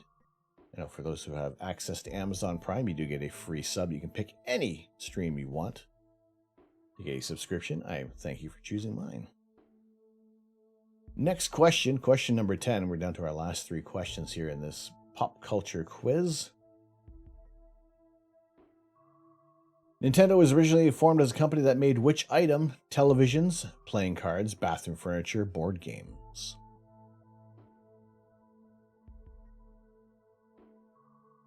What's the revolving gauntlet in the background? That was our Lego build of the Infinity Gauntlet. I figured it was just such a beautiful piece. Such a beautiful piece of Lego that it needs to be viewed from all angles. And it's shiny too. We do have lazy Sunday Lego streams where we 10 in the morning Eastern Standard Time. We'll build a Lego set. We have built the Infinity Gauntlet, our Lego Christmas wreath, kind of spruce things up a bit, make it a little Christmassy. Yeah, I'll just have some fun. Duranya, hello. Sonic, your arse is shiny with olive oil. We'll get back to that in a second. What's going on, Doro? How are you doing? For those of you who do want to get in on the fun, we're testing things out ahead of our community trivia night. You can grant access to things on Twitch. So I'm just seeing how well this one is going to work out there. You got your first snowfall today in Denver. Hate winter. See, I've heard that the Colorado winters can be terrible.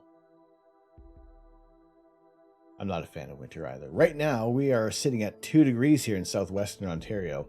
We are losing a great deal of our snow. We can start to see some of the grass appearing as well. We're expecting to have 90-kilometer-an-hour winds, 90 kilometers an hour plus tomorrow.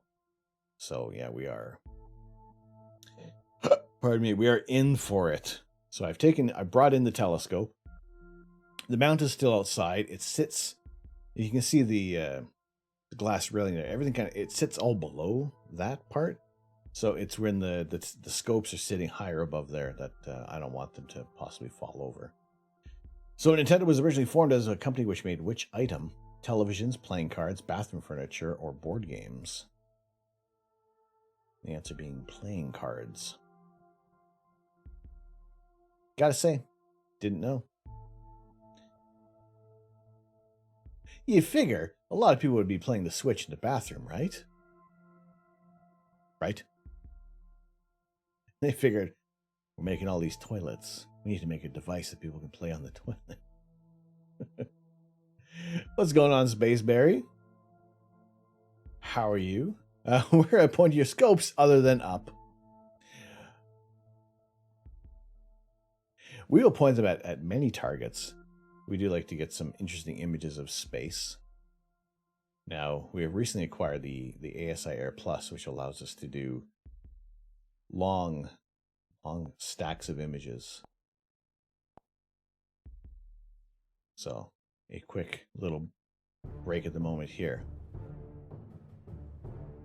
Oh, the quiz covers up a little bit of that. All right, you must go to do the sleeps. Take care, Muffin. Thank you very much. Thank you very much for joining in. Wonderful to have you here, as always. So yes, we do take live images of space and taking a look at the Andromeda Galaxy, our nearest neighbor. It fits nicely above the quiz there. So we do get some interesting images of outer space. However, we have been clouded out for the better part of a month almost now. So hopefully Sunday night, hopefully this coming Sunday night, we may have a dual stream day with our lazy Sunday Lego in the morning. And if the clouds are going to abate, then we'll do a little more imaging on Sunday evening. Hopefully so. But then also I have to set the telescope back up. So hopefully that won't take too long. Actually, I got it worked out that everything will. I just have to sit it back on the mount, and I don't have to reconnect anything right now. So that should save a great deal of time. It should save a very good amount of time while we're getting everything set up again. So Nintendo originally made playing cards. Interesting. Can you network with other astronomers and stitch images together? There is a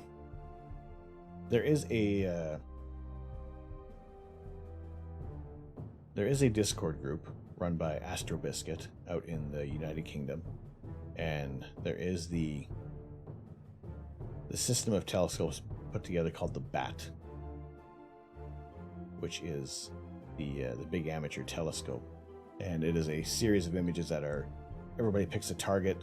You will pool all your data together so you can get multiple hours of images, and everybody can, using their own telescopes, you can kind of get some incredible details put together. So there are lots of other people who will share their data. I share our data on our Discord channel. For those who are subscribed to the channel, you get access to that Discord and that file folder. And yeah, whenever I do get a fair amount of data put together, we will we'll put that up. We'll do some image processing on the stream. We have recently, I mentioned earlier in the night that I had reprocessed the Pleiades a little bit, just a tiny bit, and that was just to adjust the color because I felt it looked a little too green. So this image that we have on our Instagram page, it's just a little too teal, so I did adjust the color a bit so it is kind of the blue of the reflection nebula. So as soon as I find where that image is, I'll share that with you guys as well.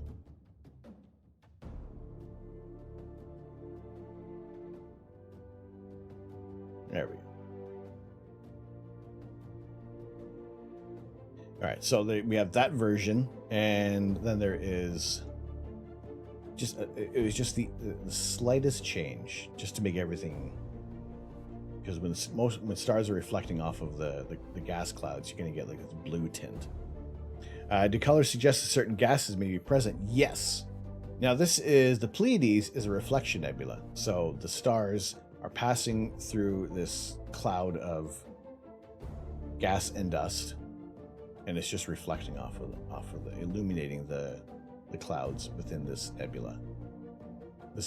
Within this open cluster of stars, it's reflecting off the gas clouds. Whereas with emission nebulae, like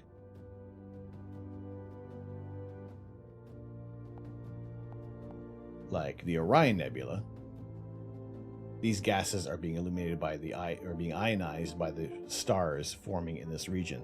This central area of the Orion Nebula, called the trapezium, which is a cluster of about five or six stars. That's what's forming and fueling this whole area of nebulosity. So when you kind of see more with the red, you're getting hydrogen alpha. When you're kind of in like the greens and the blues, you're more in hydrogen beta or O3, which is doubly ionized oxygen, and also in the red end of the spectrum is sulfur 2. Now sulfur 2, hydrogen alpha, and oxygen 3, those main emissions in the visible spectrum are utilized in the Hubble palette. When you're doing monochrome imaging, you can really isolate those small bands of the visible spectrum. And that's where you get the Hubble palette, where everything kind of has this green and like a rusty blue kind of tone to everything. And that's a modified color palette just to highlight, because sulfur 2 and hydrogen alpha are very close in the visible spectrum. So if you're kind of using a one-shot color camera, it's kind of difficult to separate those two wavelengths, and you don't get all the specific details that you would with a color. We're using a one-shot color camera, so that's how we're getting color images right away. Monochrome cameras are great because you're going to be seeing, you kind of get more data coming through. Sorry, you don't get more data coming through. You get more data that is being processed, that is actually being that is being interpreted by the camera. Whereas the one-shot color camera, you're only getting every so often of the red, green, blue that's being interpreted by the photons hitting those sensors. So the camera kind of has to interpolate the information. So you don't get as sharp of an image, as vast of information with a one-shot color camera, but at the same time you get a color image that comes out of the other side of the camera, so we can ooh and ah at the beauty of space.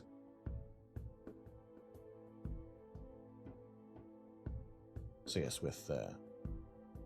with emission nebulae, they tend to be in the blue end, and it's better kind of shooting these with a broadband filter. Whereas with emission nebulae, you want to be able to cut down a lot of the light pollution, so you can get those details coming through.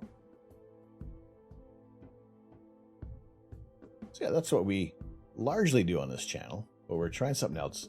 Try something out, because we did have our our sub goal last month that kind of lasted, because there was a big break in between September and November, so we kind of spread that out. And while we didn't reach the community choice sub goal for last month, there were a lot of people saying that they wanted to do talking about there was excitement when I mentioned the possibility of maybe someone chooses a trivia night, or maybe someone chooses a backwards hat stream, or something that you guys would choose. Now, I figured it was doing a trivia night would be kind of fun, be interesting to do. So we're testing things out tonight, and so far, I would kind of say so far so good. We're going to move on to question number 11. Question 11. So we'll wrap this quiz up in a moment here. These are some pre-selected questions.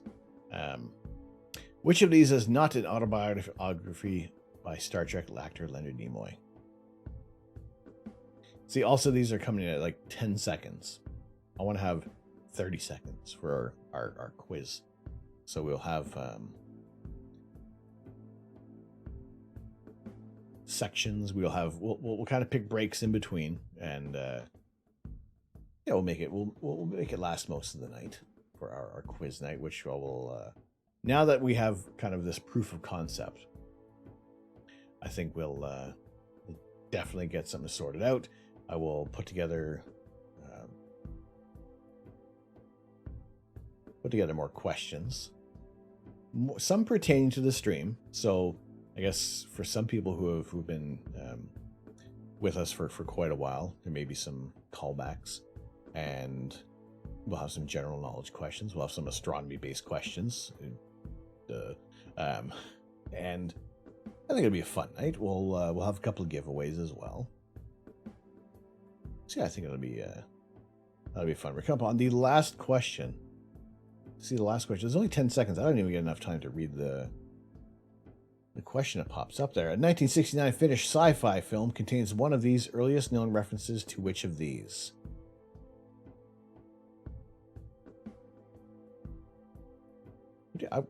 Really? Yeah, see, 10 seconds doesn't seem like it's enough time. You're kind of just... You see the answers and you're just going to pick something. A 1969 Finnish sci-fi film contains one of the earliest known references to which of these? Cryptocurrency, silent disco, selfies, text messaging.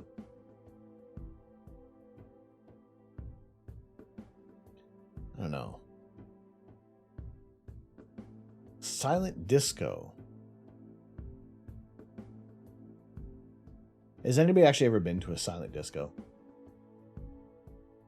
Like, I would spend more time with my headphones off and just kind of listening to everybody stomping around than I would actually having the music. It's like when you're watching like a 3D movie.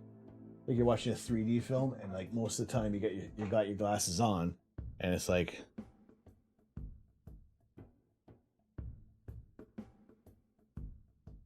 It's like, oh wow, that is blurry. Wow. I can't understand what's going on. You're out of the loop. You got no idea what silent disco is. The idea of a silent disco is that you are in a club and everybody gets their little iPod or a little audio player and headphones, and that's your music. Everybody hears the same song rolling through, but you take your headphones off and you can talk to the bartender, or you can have a conversation with your friends. Or you throw your headphones back on, you get immersed in the music, and everybody dances. And because you're all listening to the same thing, you're all dancing to the same beat.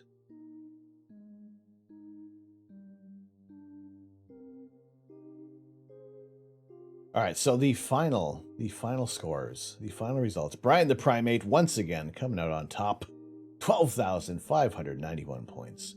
NASA Muffin in second with 1,119. Contestant 22, minus 2,100 points. Contestant 21, minus 2,700 points. Thank you all for participating. And I believe this is a very good proof of concept for what we'll be doing. I will add a little more fanfare. Actually, probably a lot of more fanfare. Because if I click end game, then this thing just disappears, and that's it for the game.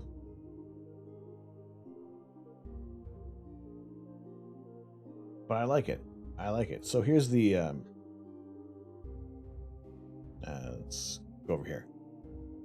So this was the quiz that I had made up yesterday. Oh no, I can't. We're gonna show you guys it's peek behind the curtain, show you guys a bit of the secret sauce of what we're doing here. Where'd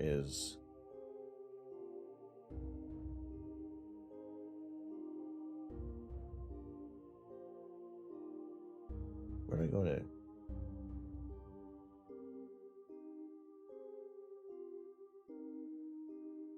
Quiz kit. Home. There we go. All right. So here is where I can edit the quizzes.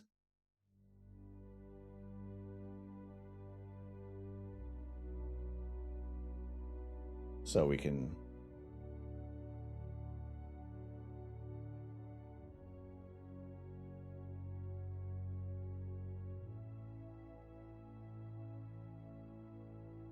Does it? Oh. Oh, okay. Create edit quiz. Maybe I just edit the. We'll edit this one. Choose game mode. And I think the kind of the classic game mode is going to be points. True or false? Yeah, I don't know. I like at least the options there. So yeah, we can pick a bunch of different categories. 30 seconds is the longest time. I would figure that's plenty of time to read the question. We can import questions. We can add more questions. There's one of 6. Let's add one more. I don't even know how let's add 18. Whoa, Nelly, hold up, cowboy. That's a lot of questions. 50 questions is our limit. Well, so we know we can do 50 questions. That's not too bad. Don't know if we're going to do 50 questions on that quiz. That seems like a bit of a long haul. But I figured we can maybe do 30 questions. I think that seems to be maybe 30 or 40. We'll see. We'll get some feedback there for him. So if you want to, people do want to join in on the Discord. What we can do is in the general chat, we'll talk about the quiz night. And yeah, we'll pick a date when we're going to actually do this one. It'll be later. It'll be in between Christmas and New Year's, and I feel that's kind of like that nice little lull for everybody to hang out there. But we'll get some questions developed, and if people do want to suggest maybe some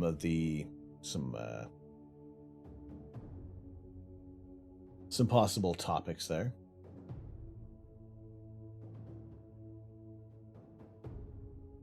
So I think it goes like, if you get the question right, it would be 30,000 points. So 30,000 times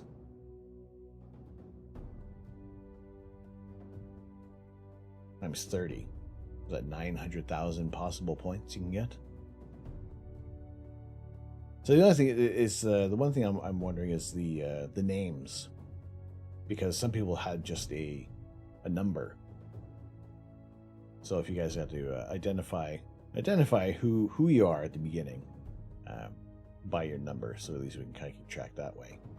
And like I said, there'll be some.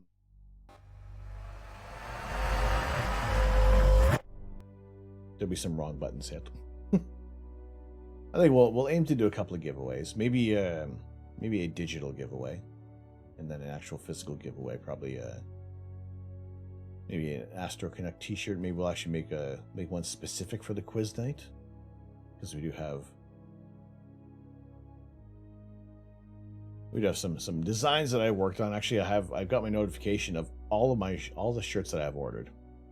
All the shirts I've ordered are on their way. So there was that ultra limited edition T-shirt that looks like nobody else is going to get, just me. So that's been taken off. How's the quiz thingy? I think it's all right.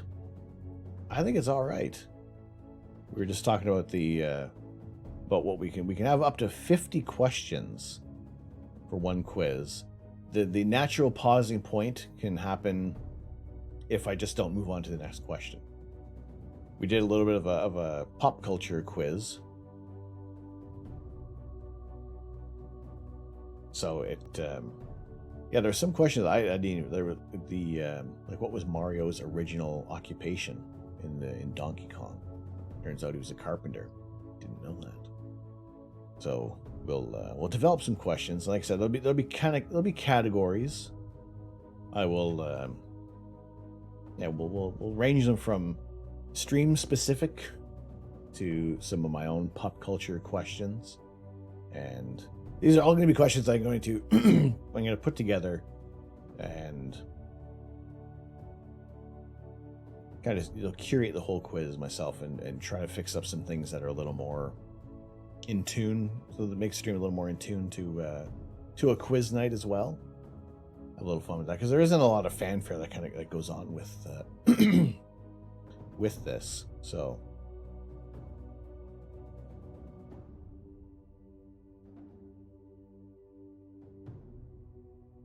yeah, we'll check that out and make things a little more razzle dazzle, as it were. And hopefully this crummy weather will clear out long enough. Well, long enough we actually get some imaging done. Now tomorrow is going to be quite the storm. Let's see. We got well, it's forecasting almost 30-mile-an-hour sustained winds. And wind gusts that are going up to I got wind gusts up to 60, 70 miles an hour.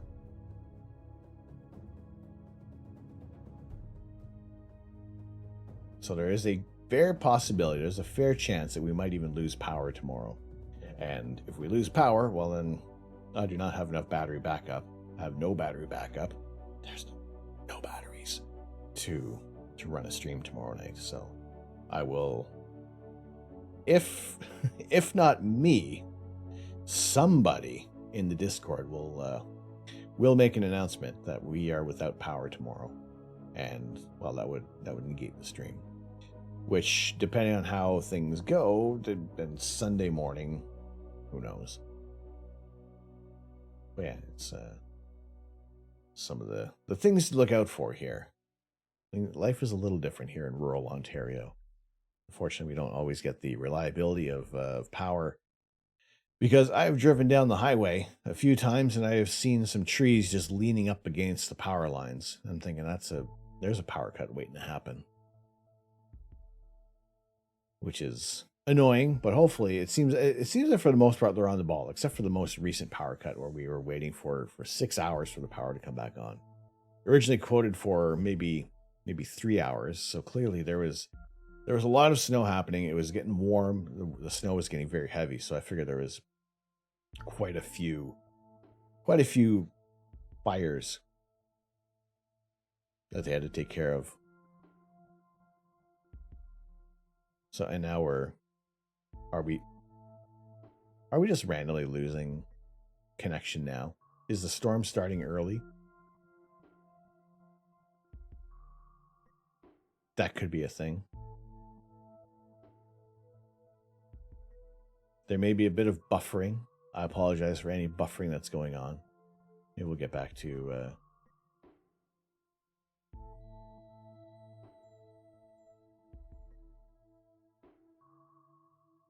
if it's buffering. Also, if anybody who is not subscribed to the channel, if you do get ads just randomly popping up, just let me know in the chat if there is an ad that is that's occurring.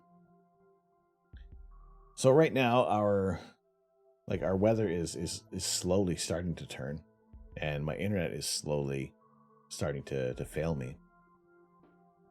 Now it looks like we're back up at regular speed. I guess that's the other thing, is if we're not running off of a fiber network, we are at the mercy of the weather, which is unfortunate.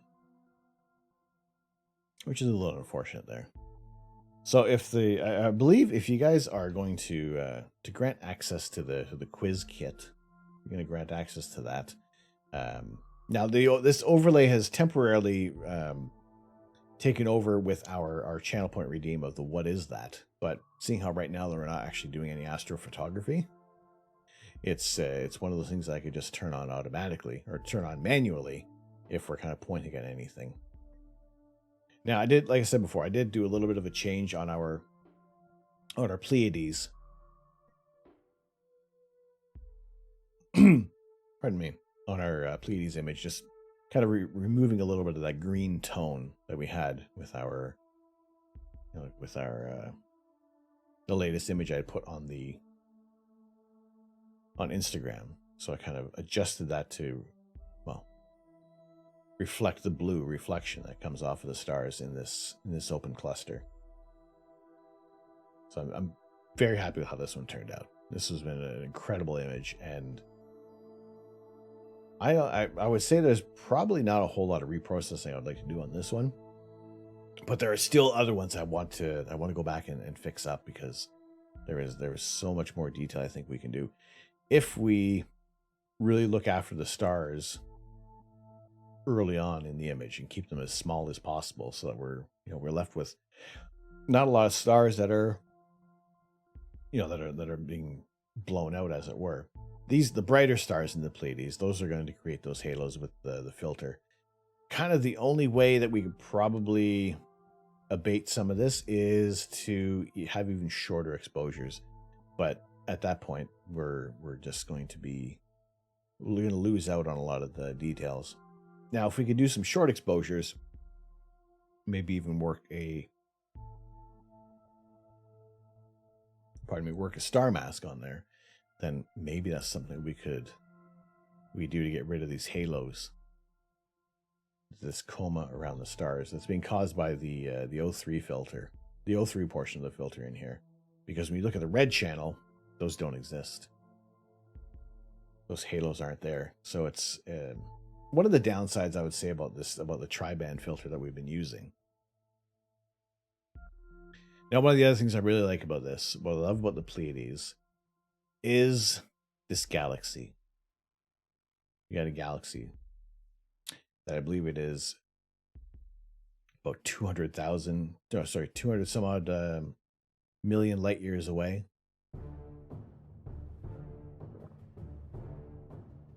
We're using one filter at a time, because it is a one-shot color camera. The filter is designed to basically pick up the red, green, and blue in a lot of the nebulae. So it is like a bit of a one-shot wonder for it. The downside is that you kind of get these halos around the stars. Polish Stud 01. Polish Stud. Thank you very much for the follow. Welcome into the observatory. Appreciate you dropping on in today. So we usually, because we're using a one-shot color camera, if we were to use just a hydrogen alpha filter, if we're going to be looking at say at the Orion Nebula. Actually, we have another example here. This would be a good example. The Batten squid. Red is the hydrogen alpha signal because there is more hydrogen in the universe than any other element, and you're going to pick up on that wavelength because that is largely important to a lot of the star forming regions. So it's going to appear red because it is in the 650 nanometer. I gotta sneeze.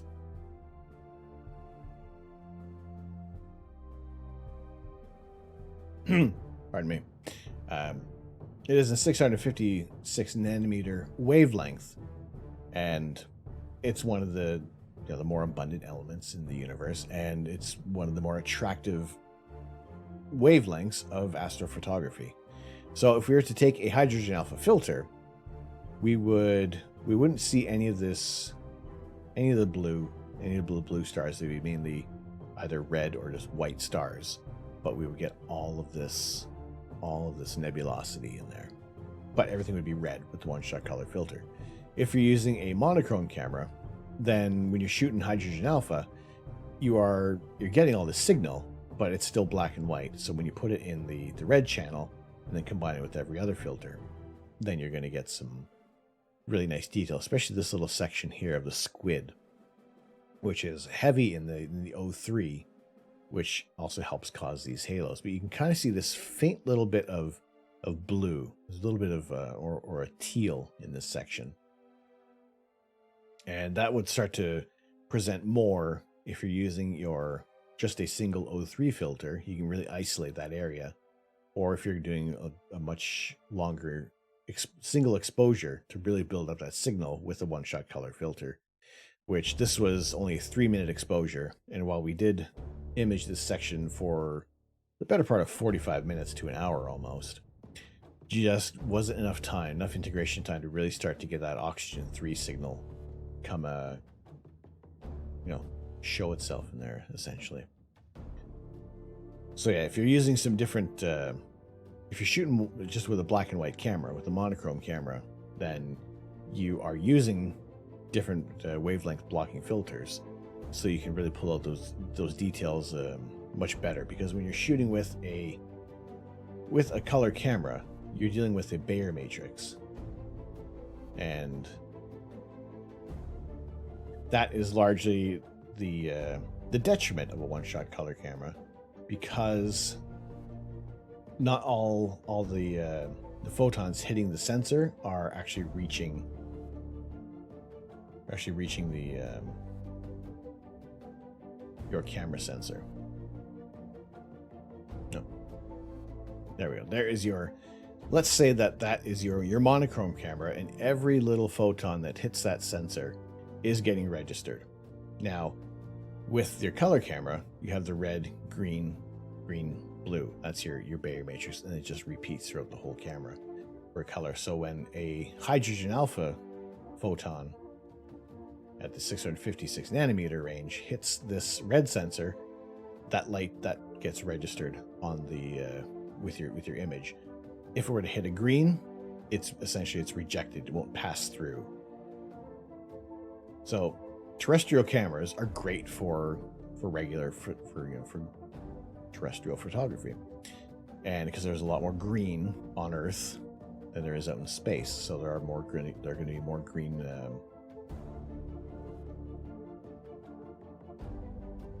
sensors on your camera. When you're imaging something with when it's rich in hydrogen alpha, you're essentially losing 75% of your whole image, and then what's in between is left to be interpreted by the camera sensor to kind of stitch things together. So it doesn't, with a one-shot color camera, it doesn't always turn out so accurate. It does turn in the sense of the color. You're going to get as accurate a representation of what you're shooting as possible. It's the sharpness overall for your image that's going to suffer a little bit.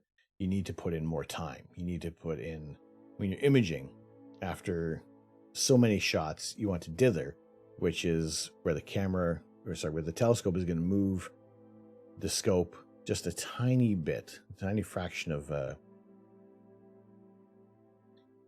degree up or down or left or right, and that's what's going to eliminate a lot of the noise in an image when you stack them on top of each other.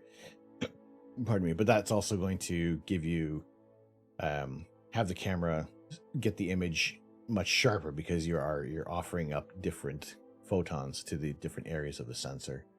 Monochrome camera, every single photon that hits that, it's getting registered. So that's why you're going to get a much sharper image right off the bat with a monochrome camera. And there's less integration time you need with a monochrome camera. However, I'm impatient, and I like to get pretty images as quickly as possible. So, I went with the monochrome camera, the one-shot color camera, because there's some beautiful colors out there in space, and to be able to take those images and share them with you guys, share them right away, rather than say, okay, here is a black and white in hydrogen alpha that we've been shooting for an hour. Okay, now we're going to go back and shoot the same area in oxygen 3 for an hour, and there's even less detail depending on what you're shooting. Okay, now that we've shot that, let's go over to the sulfur 2, which is going to be another hour or so, and that's going to go in the blue channel, and then we'll put it all together after 3 hours. Then you can start working on your image. Now, that being said, the image is going to look really nice, and you're not going to get that kind of detail in 3 hours for a one-shot color camera. However, with our one-shot color camera, we're able to get views of different nebulae, like the Flaming Star Nebula. And what I really like about this image as well is because we were talking about the reflection nebula within the Pleiades. Much like this one, you have that little bit of that blue, that cyan, where the star is reflecting off of the gas in this nebula. So you have your hydrogen alpha wavelength in the red, but then you also get a lot of that starlight reflected back in the blue. which I think the Flaming Star Nebula is a fantastic example of a combination nebula, and as is the Christmas Tree Cluster, which we have shot as well. But I think it's just something almost a little more subtle about this one, and also the fact that this, in the constellation of Auriga, this star used to be in Orion. So if you're to wind the clock back far enough, you see that this star actually kind of wandered away from that constellation into Auriga, and which is kind of forming this portion of the nebula that we're seeing now. Whereas a few 100,000 years ago, the nebula would have looked completely different. Now it does take a long time because these objects are thousands of light years away, and we're only seeing them as they are in the past. So anything that's kind of been happening, we're not going to see any progress for years. And depending on how far away it is, how large the nebula is, we're not going to see a great deal of movement. The only other kind of way that you're going to see any movement is picking maybe a high energy object, such as the Crab Nebula. And there is an image that I share very often on here by Detlef Hartmann. And if I pick the right one, let me show you guys how much work has gone into this. For over 10 years, this astrophotographer has shot the Crab Nebula from 2008 to 2020. And you can actually see the movement in the Crab Nebula. Now, when we take images, we're only shooting them for hours at a time. And you're not going to see any movements. It's imperceptible. But if you pick that same target for years on end, you can start to see some of the movement. You can see that nebula expanding. This is a supernova remnant. So the star exploded and was witnessed in 1054 AD. So 6,400 years prior to that, the star exploded. And only then were we seeing the light emitting from this. So we're looking at this as it was 6,400 years ago, give or take 20 years. So you can see the rotation of the pulsar and the way how the gases are moving within this supernova remnant. And what I like about the supernovas is that you can see there's this much more aggressive look to things. You know, it's not as soft and pillowy as, say, the Orion Nebula, which is a star-forming region. And while it is still a very high energetic action within a stellar nursery, it's nowhere near compared to the forces that occur in a supernova. These are stars collapsing in on themselves and then rebounding outwards, because the energy created when the fuel runs out in a star, the gravity, the pressure can't hold the gravity of the star out anymore. So the whole thing collapses in on itself and then rebounds in an incredible explosion, much as what we're seeing with the Crab Nebula. But when you're looking at the star forming regions in the Orion Nebula, everything just has this softness to it. There's a little bit of elegance almost to the way how the gases are interacting with the stellar winds from these newborn stars. And as these gas clouds and these gas and dust areas can start to coalesce, then you're going to start to form protostars.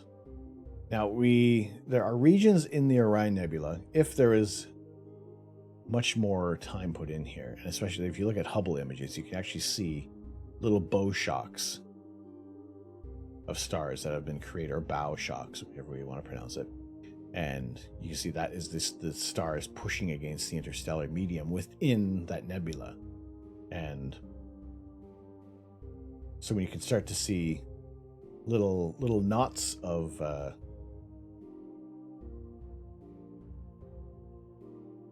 gas and dust. Let's almost use like some. Now, if I had the Pac-Man Nebula handy, that's a good example of a Bok globule, which are, again, these cooling areas of dust that have kind of separated from the nebula and started to coalesce. Those are what are going to start to form protostars. Now, if I can find a image of the Pac-Man Nebula, There we go. Not the best. We did have movement. This was before the ASIR Plus, so we had some movement during the image. Usually, we'll take some 10-minute exposures, and yeah, sometimes it's not going to look that great. But figured we'll do what we can. Take a look at the nebulosity, but it's this little knot of cooling gas and dust called a Bok globule, and these are those sections that can start to form protostars, and forming stars after that.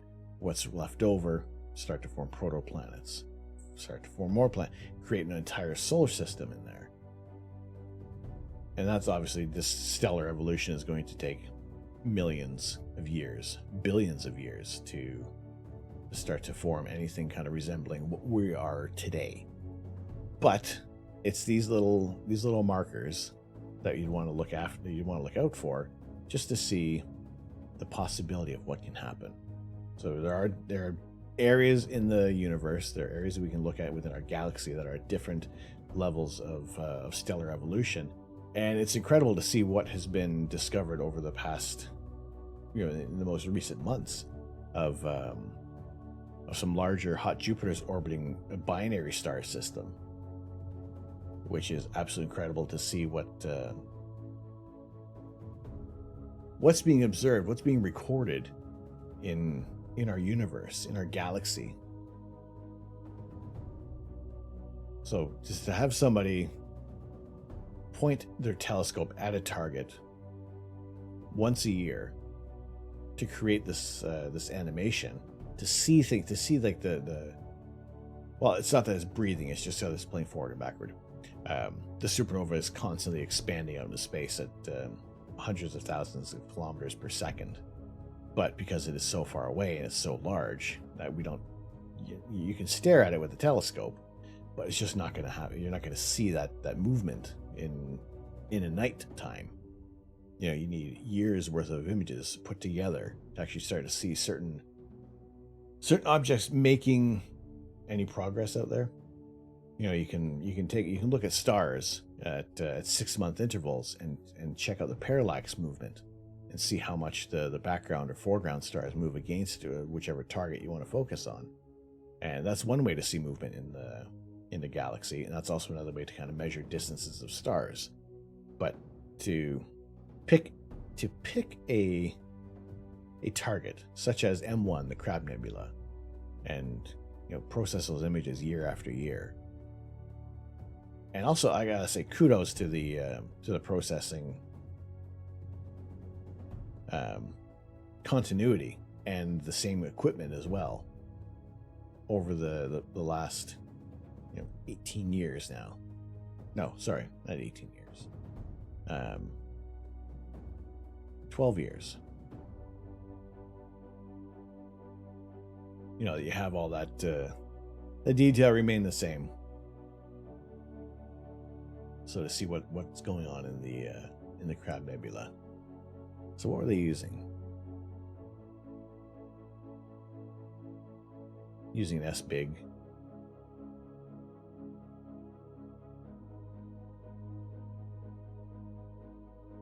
But that is,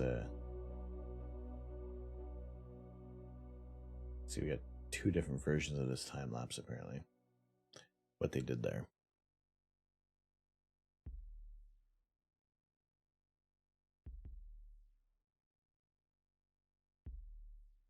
I don't know if it's slowed down or if it's this one it's got to run back and forth first and then get the full speed of the animation, or if it's just going frame by frame.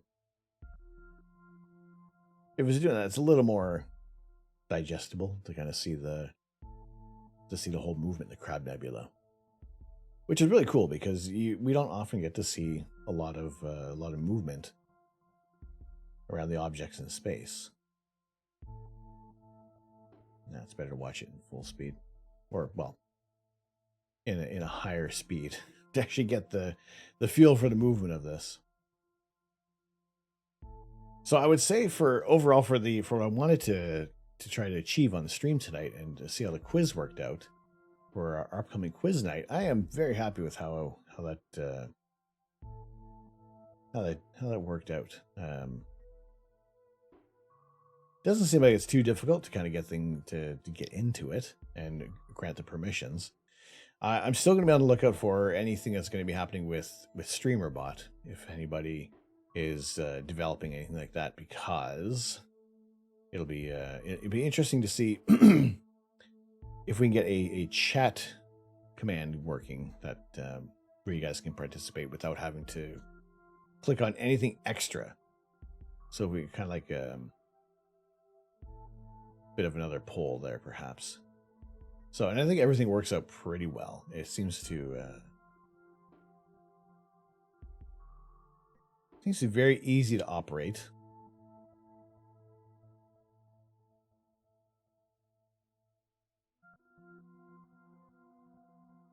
And yeah, we can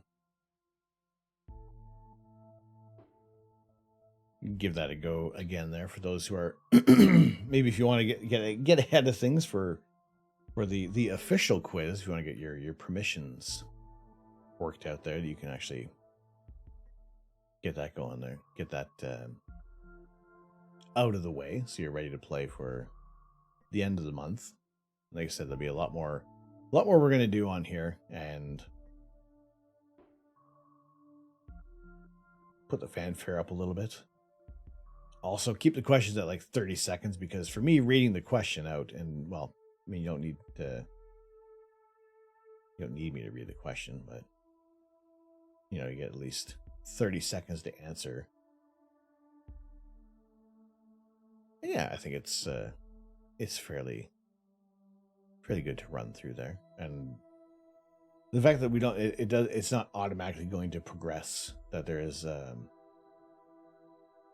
we can pause between questions. Now, the only things I would want to do is actually turn off this layer just for. Actually, I can't. I can see this, but I can't turn. I don't think I can actually turn off the source for you guys watching. So it'll always be on there. It's just that I can see on there. I wonder if I can adjust. I'll probably have to adjust where the camera is, and we'll have a quiz scene as well.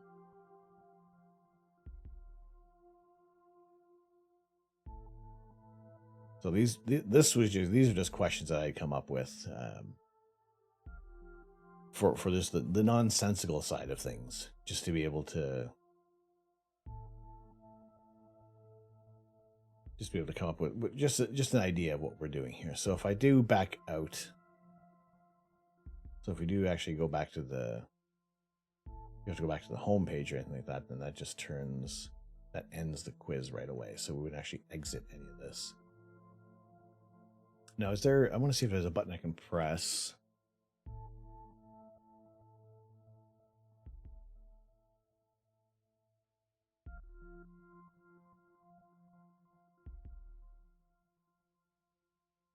No, I think if I deactivate it, it probably actually turns off everything. We probably can't go back and continue it. So this would be something that would be up on the screen. Yeah, essentially the whole time there. I think that's okay. It's like I said, I'll adjust the stream as well, so that it's. I guess I'm just gonna have to adjust where my camera is. So I'll have to make some separate scenes for that.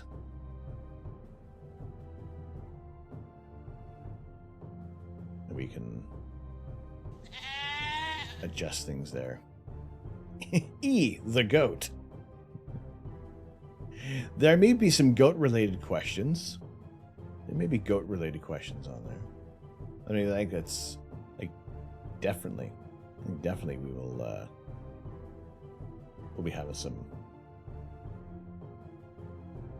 goat-related questions. But yeah, I'm happy with how it works. It seems much easier than what I was doing before. What I was trying to do before, and that was there was a program that someone developed a couple of years back that had to run through Python, and that would essentially force me to have to get some basic knowledge of Python coding, and I don't have that. It has been a long time. Like HTML was like my coding language, and a little bit of PHP, but yeah, Python. I was looking at some YouTube videos and thinking, oh boy, that's I don't know.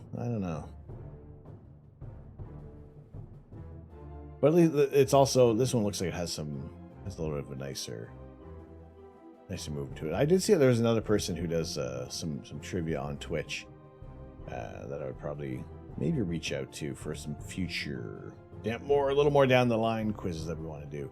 But I think for the most part, this is probably going to serve the purpose, unless someone has developed something with StreamerBot that is a little more refined, something I can actually do a little bit of some more customizing with, and that works with the chat commands, so it's almost easier for you guys to get in on the action, in on the fun there. Which I'm pretty sure there's got to be something. I'm gonna now that we have this, I know that we're going to set a date for our quiz, for our quiz night, and I guess we'll talk about what kind of incentives there are for people who place.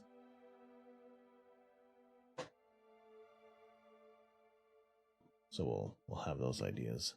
Now, again, our weather is not the best. Actually, the snow is melting. We can kind of see just between the chat bar and the quiz that you can start to see our little ice rink starting to show up again. There was a fair bit of snow, and that's fast melting right now. We're under a weather advisory as well, because we're going to have some high winds and rainfall warning over the next 24 hours, which will probably, if not most definitely, impact our stream tomorrow. So that's going to be a little bit of a pain, but like I said, I'll kind of give those updates on the Discord or on Twitch. You know, basically wherever I can get out some information, most likely either Twitter or Discord, get that information out to you guys. So what's the status of the stream? Because if the power goes out, then there is unfortunately no way that we can get things going.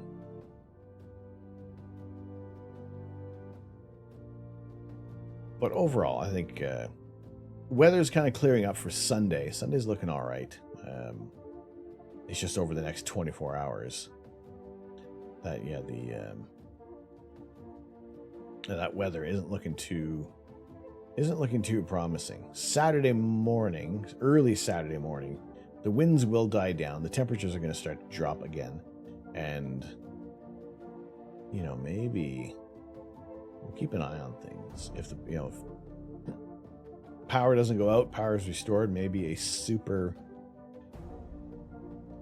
I don't know if there'll be a full-fledged stream, because that's just kind of leading into Sunday morning for our lazy Sunday Lego, of which I do have another Lego set picked out for what we're going to build on Sunday morning. It's actually, the funny thing is, it's actually holding this camera up. So, if between now and then, I may have to pick another one just in case. Well, actually, not just in case, but I'll definitely pick another camera stand so that we can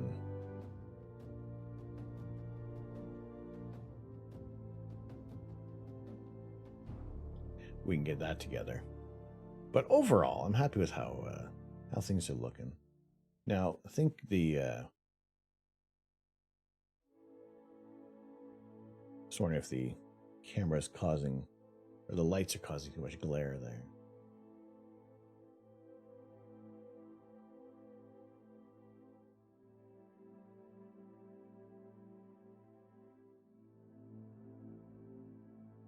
But yeah, like overall, I'm happy with how this is, how that's turning out.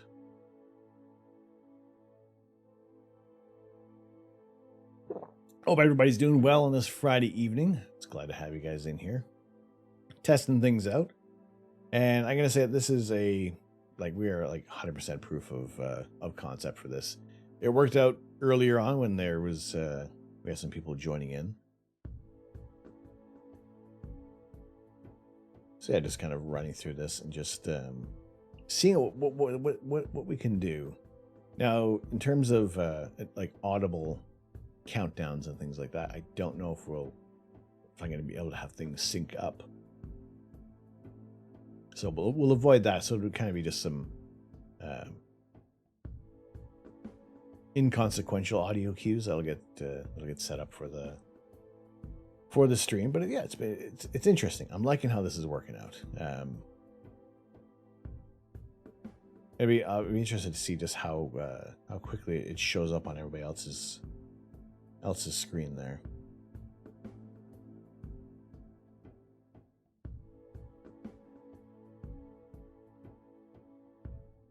How easily.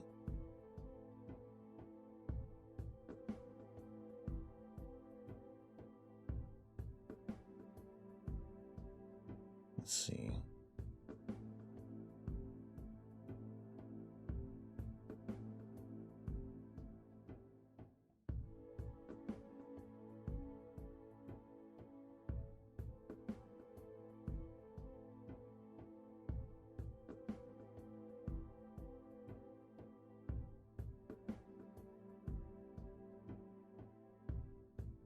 That's interesting. All right, so in terms of there's so much that can be done in StreamerBot that I know that there is. See if we can learn some C+. We could probably definitely build something in there. So again, that's the other thing. Like I said, early on in the week, there was the booster shot, which kind of took the wind out of my sails for a little bit. So that's prevented a little bit of progress in some of the stream's works in here. But it's there'll be a little bit of changes, a little bit of alterations for the new year, and well, it's more so just once a little bit of things die down in terms of we've been in the house now for almost 2 months now. 2 months, 3 months, October, November. I don't know, we're rolling up actually 3 months here. Holy potatoes! So like I said, this is still very, very new, getting everything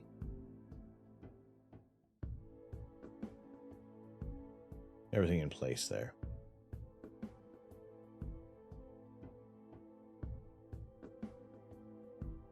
Nah, there's so much more to do. There's so much more to do there, Sonic. I gotta say, as lousy as I felt after the shots, I gotta say that it's got to be better than the alternative there, because it just seems that it's not a. You've done enough. Well, if Elon Musk is me sending people over to Mars to check things out, that's got to be a harrowing experience as well, to travel to another planet. Like, never mind just going to traveling to another continent. Like, I can't imagine what it would be like standing on Mars, spending that time in a spacecraft for as long as it would. You do a Mars trip, but only solo. Humans ruin it for me. Yeah, we kind of tend to ruin a lot of things, don't we? Now, if you go there with a bunch of potatoes, you can science the shit out of that thing. Mark Watney that planet. Imagine, right? Like I said, I love The Martian is one of those movies that I like watching in the background. If it's Interstellar, I have to watch the whole thing, and then at a certain point, I just kind of tune out. But the Martian was is fantastic right the way through. I think the casting in there was like spot on. I enjoyed the Martian. Actually, is the Martian available? Because I would like to watch that again. I mean, it's a Christmas movie of some sort, is it not? I mean, Christmas must occur during the course of time. Am I logged into anything that would actually show me?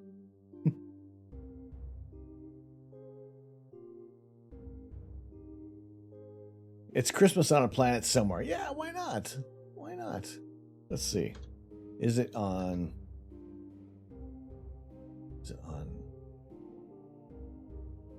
It is not on Prime Video.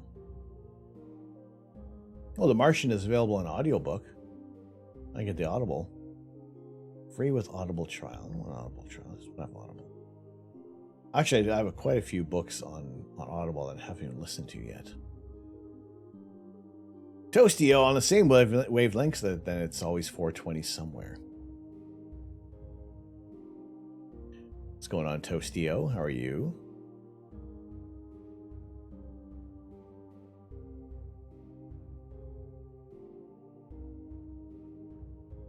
Yeah, is it on Netflix?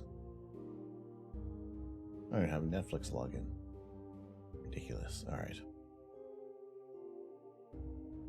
Is The Martian on?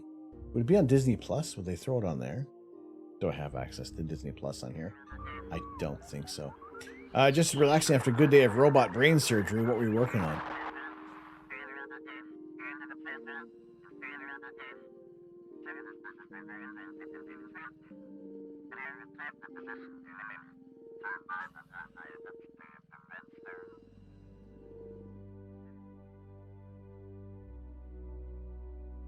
What kind of robot were you performing surgery on?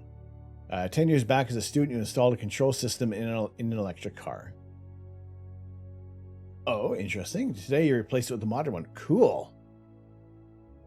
Was the surgery a success?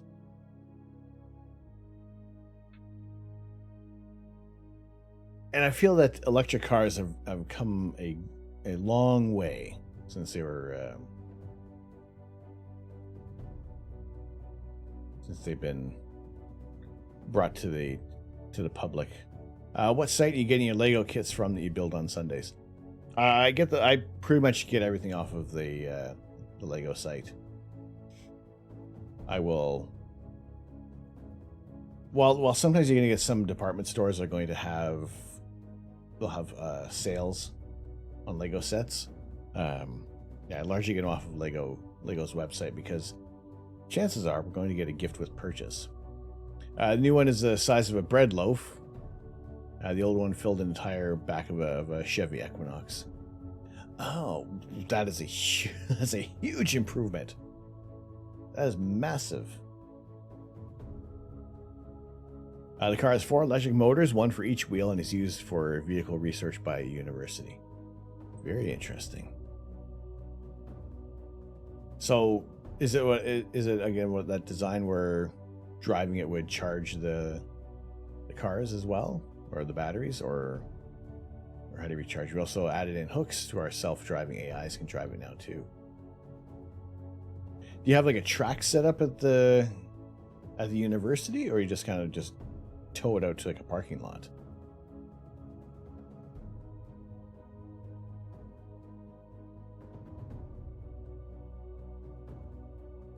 Any electric vehicles are generated during braking. So would you favor going down like larger hills? Death!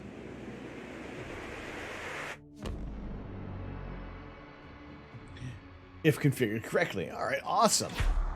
Death! Warmed over.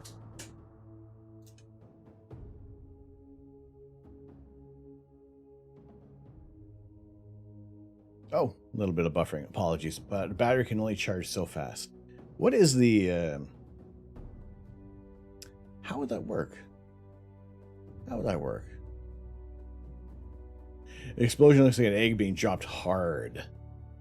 Death, thank you very much. 7-month resub. Oh, yeah. Woohoo, indeed. Thank you very much. Thank you, thank you, thank you. On to the order up. Death warmed over 7 months. Tier 1 resub. Thank you so much. A huge hail won't necessarily help as much as we'd like. So is it, I guess, what kind of return do you get on braking? I never really thought of that. I never really thought of the logistics that go into. I never really thought of electric cars that hard before. So what would be like a Toasty, what would be like a good an ideal situation for a car? Max charge rate is 30 to 60 amps.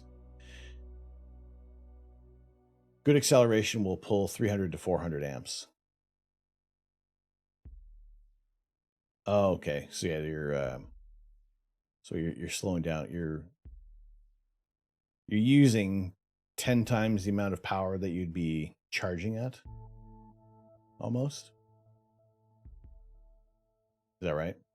I'm doing the math right. Math isn't my strong.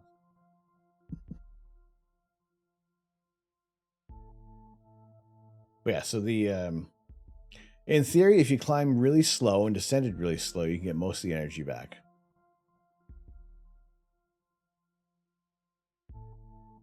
Or just don't climb at all. Make a sandwich. You can put out like 10 times what you charge at. Okay. How long do the charges? I guess now that you put it, what kind of performance increase did you get from changing things out, or have you had enough time to measure that yet? That seems like a massive improvement. Like it seems like as we start to condense things a lot more, because now you have something that's the size of a loaf of bread versus something that was like the size of a trunk.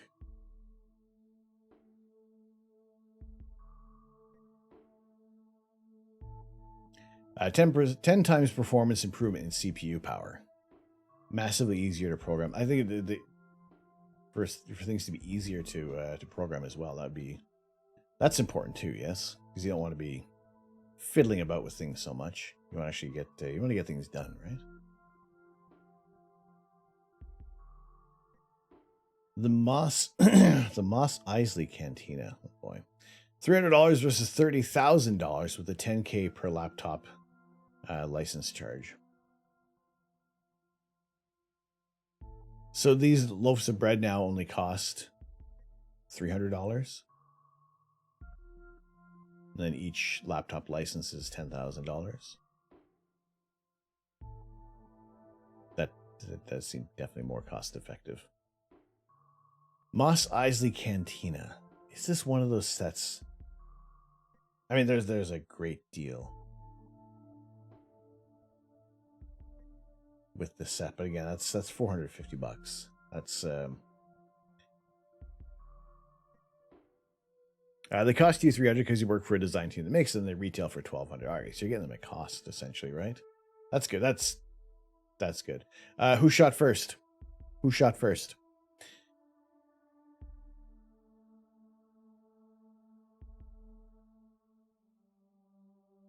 Man, that'd be a cool set.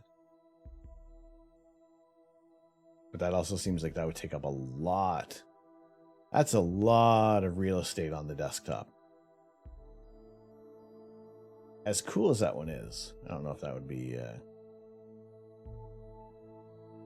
if the Moss Isley Cantina would be something we would add there. But yeah, whenever I'm looking at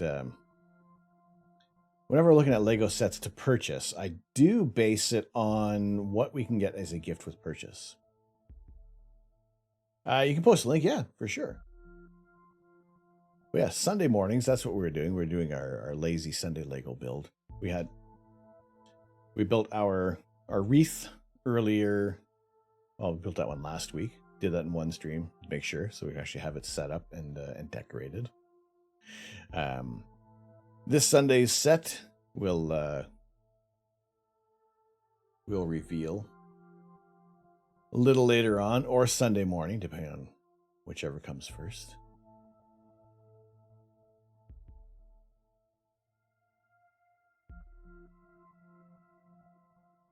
I helped with the firmware on this and taught them how to program it initially. You'll dev a findable wretched hive of scum and villainy. And I will probably never find enough kidneys to sell to pick up the Mos Eisley Cantina.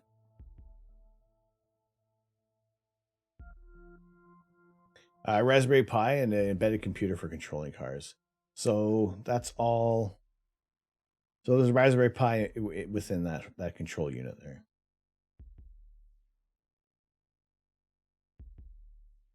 That's cool.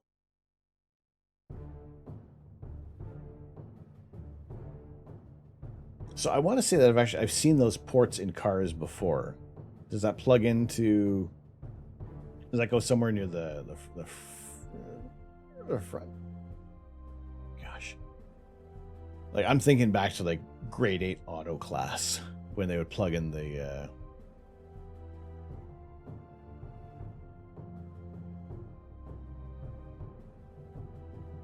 It goes in an SO DIMM slot, just like laptop RAM.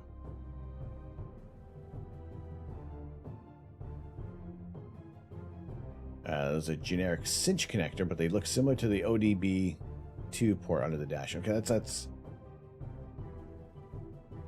There's very limited knowledge I have of cars, but I know there was always like those little connectors that you would plug in, like the little readouts that the mechanics would use.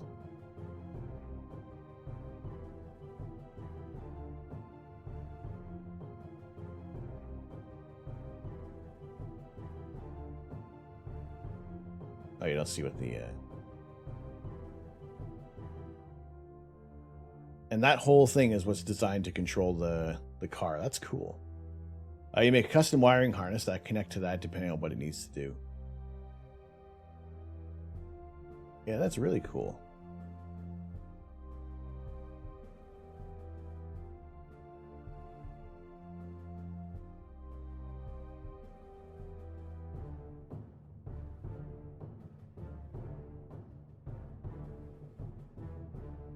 You can do a whole car with one of them, but usually you use like 5. Is that just to kind of do to have different programs running on the car? Because you're going to have multiple modules in there. Oh, that's really interesting. So is there anywhere that we can actually see these kind of in action, as it were? Is there any other pages? Is there anything else with the university that we can see what's happening? Because that's very interesting.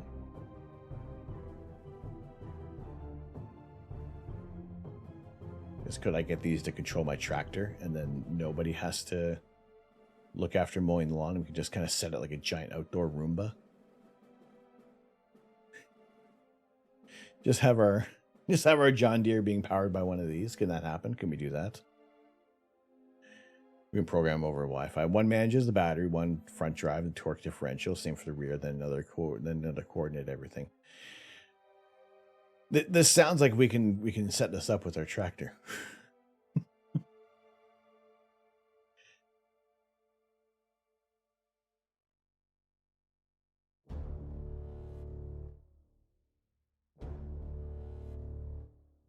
Or can I like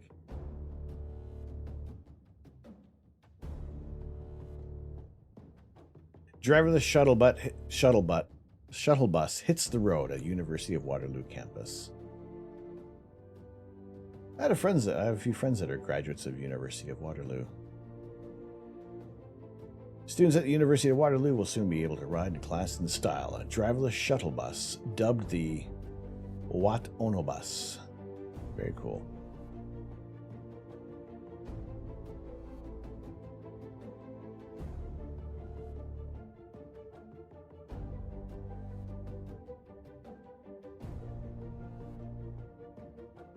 What? Oh no! Bus.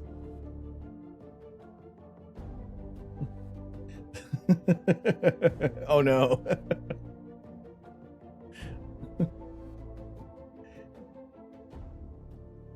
Well, at least it was the test mannequin, not one of the grad students.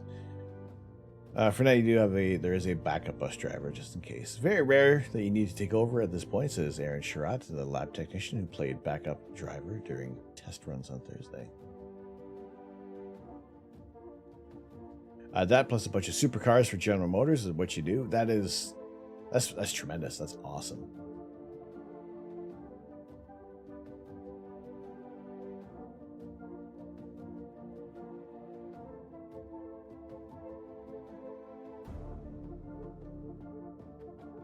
Very, very cool. And here I am playing with Lego on Sunday mornings here.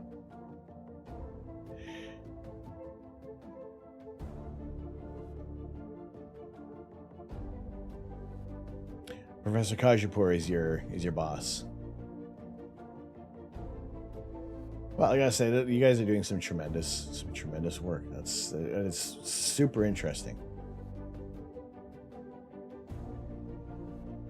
I dig that. I wonder if we get dinged for anything.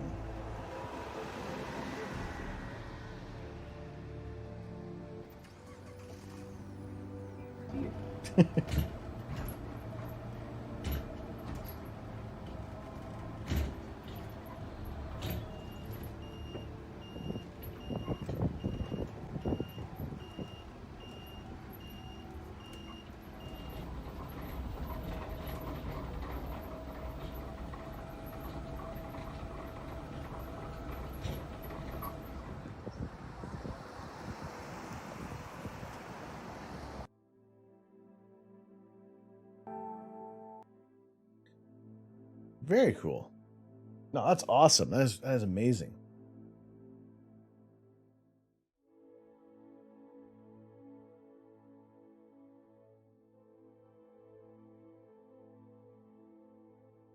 No, that's weird. I dig stuff like that. It's really cool. Yeah, Tostio, thank you very much for sharing that.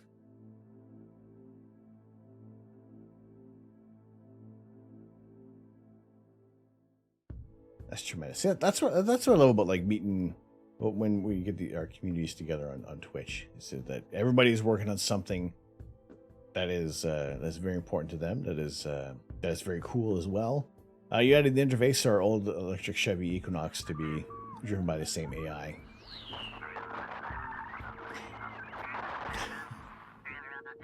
That's what today's robot brain surgery is about. That's tremendous. That is awesome. That's so amazing.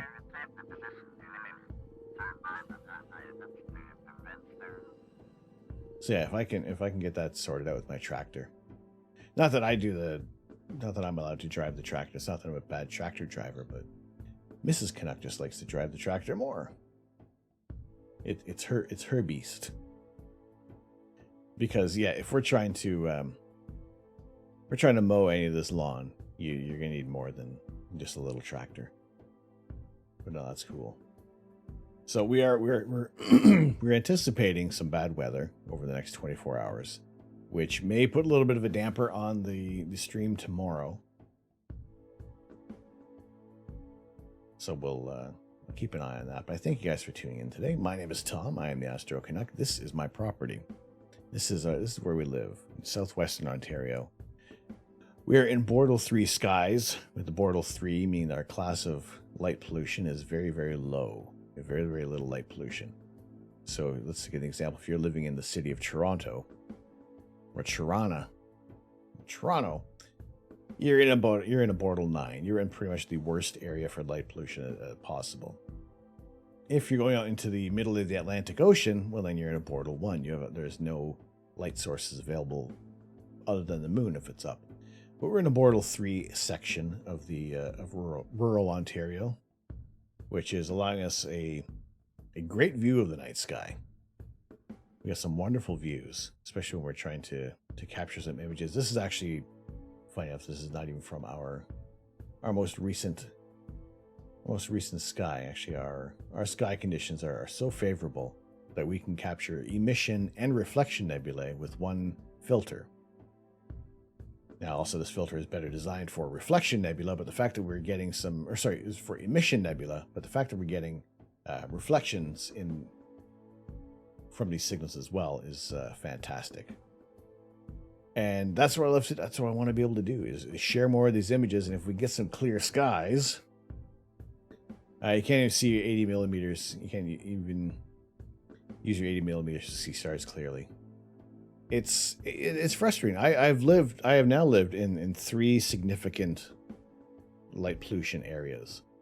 In the UK, where we started our streams, I was in a Bortle 5, possibly, I would say, bordering on a 6 with all the like the car dealerships around me, and like the well illuminated roundabouts.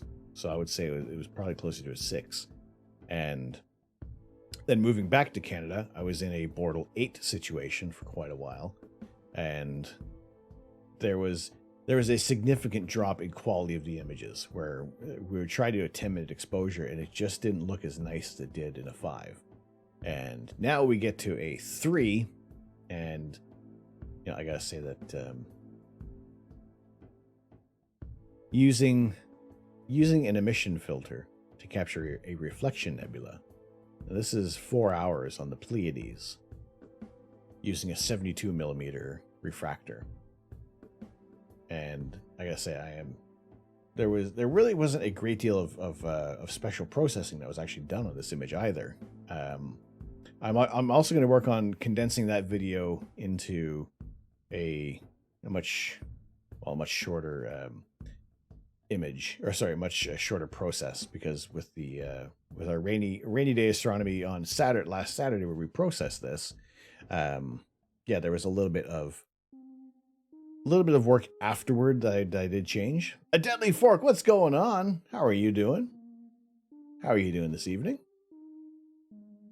We had just a slight change in the color of the image here. It was sitting in more of this green kind of tone, so I fixed that up a bit so it was in the blue end of the spectrum. So I'll cut that video up, that Twitch stream, up to a shorter YouTube, and add a little bit of an extra couple of minutes there just to kind of describe what I did here to bring out that color and just have it represent more of the blue that you're going to get from a reflection nebula. So yeah, we're working toward getting our YouTube channel up to a little more than just over 800 followers, 100 subscribers on that channel. So we actually adjust our URL so it's not so freaking long.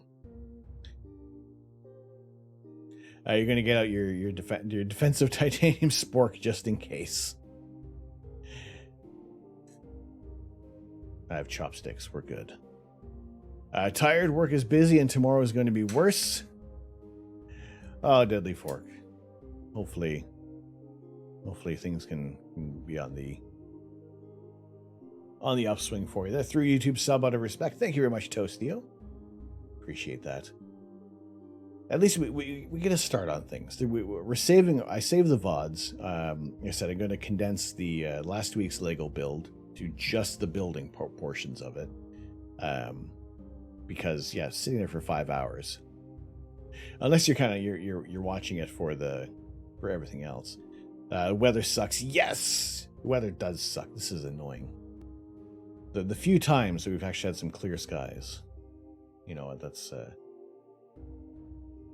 it's good to have a little bit of time with the skies. But I'm hoping that this weekend, aside from tomorrow's weather is absolutely going to be pants.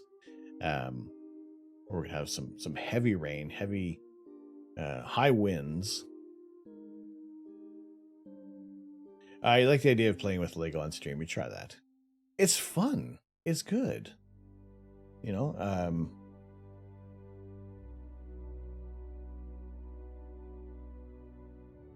What do you usually do there? What do you usually do? I'm creeping your stream now.